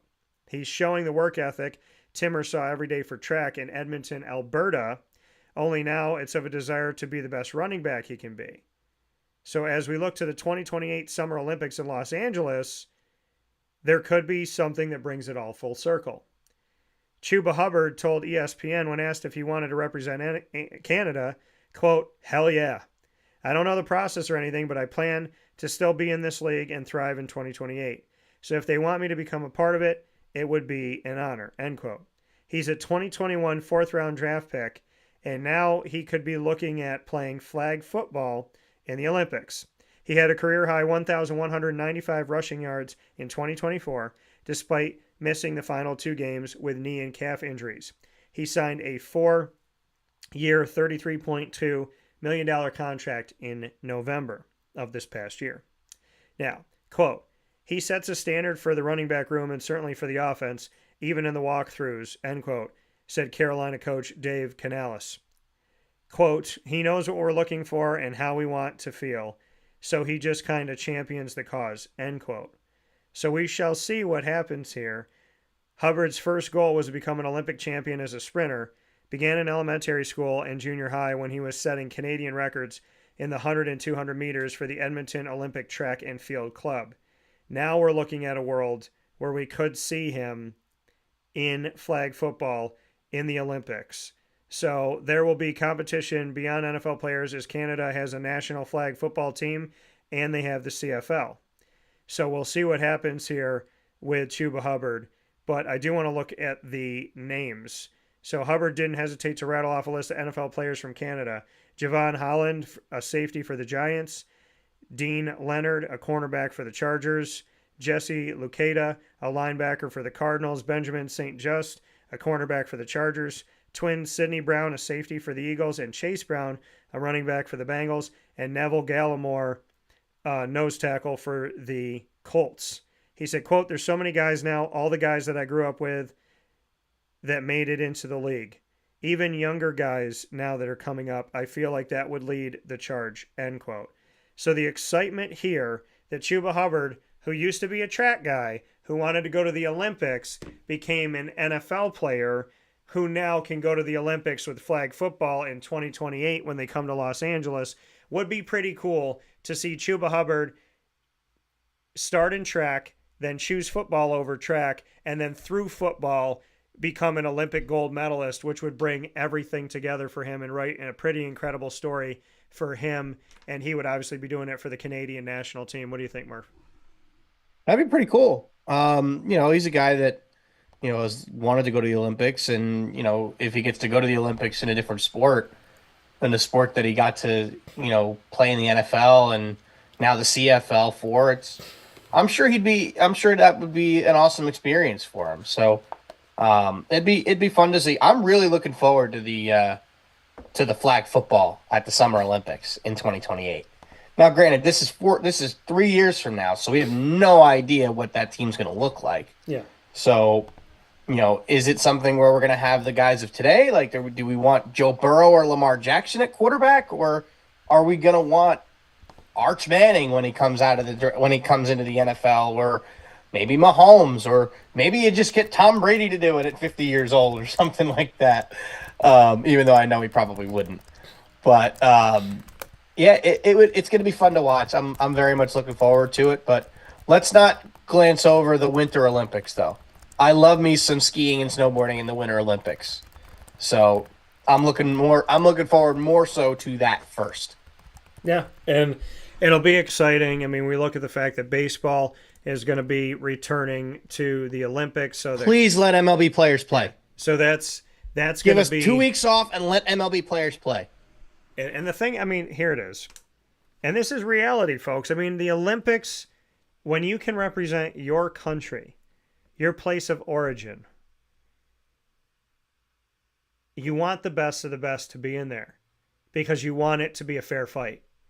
This would mean so much more than the WBC. Right. And so it'd be great to see Major League Baseball players playing for their home countries. It would be great to see NFL players and CFL players playing for their home countries and getting to, see them in flag football. The Olympics is supposed to have the greatest of the greatest. That's the whole point of calling it the Olympics, right? It's a look back to Olympia. It's a look back to this, mythology and everything, right? This Greek mythology and these larger than life stars, these incredibly strong and superior talented people, strong, fast, agile, and that's what the Olympics is supposed to embody. So I would love to see this and love to enjoy it, and with any sport, especially now knowing Major League Baseball players can be in it. It would be nice to see that, and hopefully the vote on that, especially with it being in America, would happen. And of course, and it's cool too because then you see Shohei Ohtani. If he wants to participate, he's not for America. You see a bunch of the Dominican players go there and Puerto Rican players go, and we get to actually they'll qualify. We see these teams we see these countries divide up these teams, and teammates will play each other, which I think is really cool and really interesting. It happens in the NBA. I'd love to see it. I would love to see it. To be honest with you, I really hope that they go through it and do that, because I think this would mean more to these guys than the World Baseball Classic. I do think it will be something that will be talked about in the next CBA negotiations, and I believe after next year, I believe is what it would be. Yeah. So I do think that is something that needs to be seriously talked about, because being able to see Shohei Ohtani represent Japan in the Olympics, being able to see Bryce Harper and Mike Trout and these guys representing the United States of America, Freddie Freeman representing Canada, the guys for the Soto and those guys representing the Dominican Republic. I don't know if Puerto Rico would be allowed to have a team because technically they're the U.S., So maybe the Puerto Rican guys get to play on the U.S. team. I don't know. But like you see it in hockey, all the players from hockey are playing in the Olympics. In the NHL, they take like a 2-week break. Why can't you do that in baseball? Yeah. Extend the season by a week in the beginning and by a week at the end. You give a 2-week break, maybe you shorten the All-Star break by a day. You give a 2-week break, and they can play in the Olympics. Being able to see Paul Skeens trying to strike out Shohei Ohtani in the gold medal game would be so fun. We saw it with Ohtani and Trout in the 2023 WBC, which if you didn't like the World Baseball Classic because of what happened to Edwin Diaz, sorry, but that was a freak injury. It could have happened anytime. It happens. You don't like it, but it happens. That was the most electric tournament of baseball I've ever watched in my life. I was so locked in for every American game. I watched a couple of Japanese games too, but it's also how you're learning about some of these guys from Japan. Like some guys that were on that Japanese team with Ohtani, Yoshinobu Yamamoto. You knew about him. Now he comes to the States. He gets $300 million from the Dodgers, $325 million from the Dodgers. Roki Sasaki dominated on that team. Now he's coming to the States. Another guy that was probably underappreciated that is going to be coming at the end of this year. He will be a free agent going into the next season. Munetaka Murakami broke the single-season record for home runs in Japan. Is on pace to become the greatest home run hitter in the history of Japanese baseball. But he's going to come over to the States. Yeah. We know who this guy is now. We've seen him. We saw Roki Sasaki. We saw Yamamoto. We're seeing all these other guys. Seiya Suzuki was on that team. We've seen all these guys that are playing, and you'll see guys from other random countries. Like we saw the dude that was a random plumber throwing 81 miles an hour, pitching against Shohei Ohtani from the Czech Republic, and he struck him out. Like that was awesome. Now, granted, they're not going to qualify for the Olympics, I would think, but it was like what the NHL did this year with the Four Nations face-off. That was awesome. Yeah. That was so much fun. Can we please make sure that Major League Baseball lets these guys play in the Olympics? Yeah, because what is the point of Please. watching it? Because it wouldn't be good. Like the last Olympics, you had guys that were free agents play, like Todd Frazier played, David Robertson played. Like, don't get me wrong, some ex big leaguers that were good players, and then some minor leaguers that played. Yeah. But you need big leaguers in there. Yeah. You need Ohtani. You need Harper. You need Judge. You need Skeens. You need Lindor and Soto and Yamamoto and Julio Rodriguez and whoever else is gonna be interested in playing. Yeah. These teams need to let their guys go play. Amen. And I think being in the middle of the season, you would actually get the best baseball out of them because all the arms would be stretched out. Yeah. Every pitcher would be stretched out already. Skeens could go 7-8 innings. Yeah. Yamamoto could go 6-7 innings. You're not relying on these guys only going 2 or 3 because they're still trying to build up for the season. And I would love it. I would love the opportunity. It would be awesome. Again, nobody wants to see, are we going to see the best or are you going to see the alternate of the alternate? I don't want to see the alternate of the alternate. I want to see, like you said, I want to see Yamamoto. I want to see Skeens. I want to see Shohei Ohtani. I want to see a healthy Mike Trout. I want to see Aaron Judge and so on and so forth. That's what the Olympics are supposed to be. And that's what I would love to see out there. I do want to make a note that brings everything full circle, and this is insane. There was a trade back in 2019, which is also the year that the Raptors won the championship, and that's coming from a Toronto fan. Now, in 2019, Paul George was traded from Oklahoma City to the Clippers. The Los Angeles Clippers gave up, to get Paul George only, they gave up Shai Gilgeous-Alexander, Danilo Gallinari, Jalen Williams, Trey Mann, Jaime Yaquez Jr., Dylan Jones, a 2025 first-round pick swap, and a 2026 first-round pick. And now, 6 years later, OKC has won a championship. They had the best record in basketball, and Shai Gilgeous-Alexander, that was a part of that trade, is the league MVP. So, I guess the Thunder won that one. So I guess they won. I would say so. I guess they won that back in the day. It's always nice. I would say so. Nice to revisit things, but shout out to the conversation we got to have today. Truly embodying Wake Up Call, where sports meets life, here inside the Great Lakes Honda City Studios. Please remember, folks, whoever you are, whatever you care about, whatever matters to you, be understanding that you will have differences with other people. Be compassionate, be kind, be peaceful, and be willing to have conversations with each other.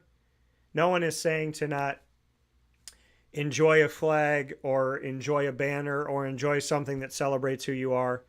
It's just saying that we're all American, that were born in this country, that have come over and built their lives, right? We celebrate being American. We celebrate assimilation. We are a country full of immigrants from all over the world. We are a country full of different ideas. We are a country full of different colors, religions, and backgrounds. So if we can just celebrate the flag, stand up for the Pledge of Allegiance for 20 seconds, stand up for the national anthem for a couple minutes. It doesn't take much to stand up for 20 seconds or 2 minutes for people that stood up to make sure that you could live today. If we didn't have people that stood up for longer than 20 seconds and 2 minutes, this country would have stayed divided. There would have never been a civil war. There would still be slavery. There would be no women's rights. They wouldn't be voting. And this country would have lost to countries all around the world. So remember, 20 seconds and 2 minutes is asking very little. And raising a flag and making sure it never touches the ground is asking very little. For the men and women who gave up their lives so that we could look at that flag, be free, and not have to answer to anyone but the Almighty God. Remember that. Please. Murph, as always, I appreciate you. Yes, sir. It was a lot of fun. I like our long conversations. I do, and I would stay longer, but I actually have an appointment at 12:30 that I have to go to. So yeah, no, it's all good. We got to spend some extra time with y'all here today. By the way, the audio version of the show is already up and available for you to listen to. So make sure you do that. We'll be sharing it on our social media. Murph, have a beautiful day. God bless at your appointment, and God bless to you and your family. God bless America. God bless this world, and we will talk soon. Yes, sir. Take care. Hey, coming from Murph one more time here on Wake Up Call with Dan Tortora. We want to thank you for watching and listening on YouTube.com and Facebook.com, both /WakeUpCallDT, and on WakeUpCallDT.podbean.com. Up and down the East Coast, the Midwest, the West Coast, and all around the globe. We appreciate you being with us Monday through Friday from 9 a.m. to 11 a.m. Eastern Time. And obviously, we promise you 2 hours, and almost 100% of the time we go over 2 hours. So thank you for being with us and staying with us. Of course, you can find us on Amazon Music, Audible, iHeartRadio, iTunes, and Apple Podcasts, Player FM, Podbean, Podchaser.com, Podvine, Spotify, TuneIn, and YouTube. All you have to do is search Wake Up Call with Dan Tortora, or one word, Wake Up Call DT, on any one of these channels. Make sure to follow us and subscribe for free. Big time thanks to the Brooklyn Pickle and Southern Pines. We do an inspirational piece every single week, which is called In a New York Minute. We just put a new one up this past week. Go and check it out on our social media.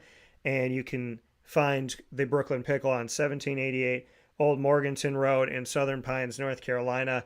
Let them know that Wake Up Call sent you, or you could just say DT sent me, to get a fantastic sandwich in a fantastic place. The Brooklyn Pickle down in Southern Pines, worth the drive. And of course, a big time thanks to our team of partners in Central and Upstate New York: Great Lakes Honda City, Carvel DeWitt, the Wildcat Sports Pub, GG Cards and Brakes, Ma and Pa's, the snack capital of the world, Avicoli's Mother's Cupboard, Canine Camp Dog Daycare, Chick-fil-A Cicero, Pizza Man, Servomation, Brian's Landing, and we are the exclusive multimedia marketing partner of your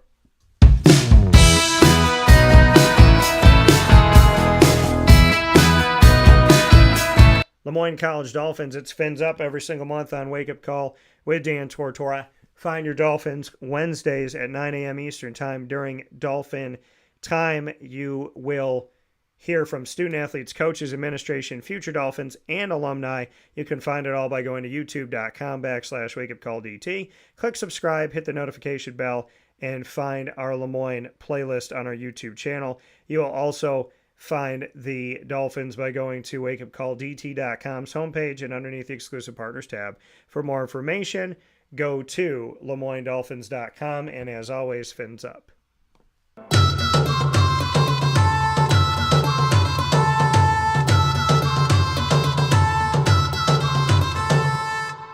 The Bryan and Stratton College Bobcats of Syracuse are exclusive multimedia marketing partners with Wake Up Call with Dan Tortora. Find your Bobcats every single month with student athletes, coaches, administration, and alumni joining me throughout the year to tell their stories. You will find them on youtube.com/wakeupcalldt. Click subscribe, hit the notification bell, and find our BSC Syracuse playlist. The Bobcats are also on wakeupcalldt.com's homepage and underneath the exclusive partners tab. For more information, go to syracuse.bscbobcats.com and go Bobcats.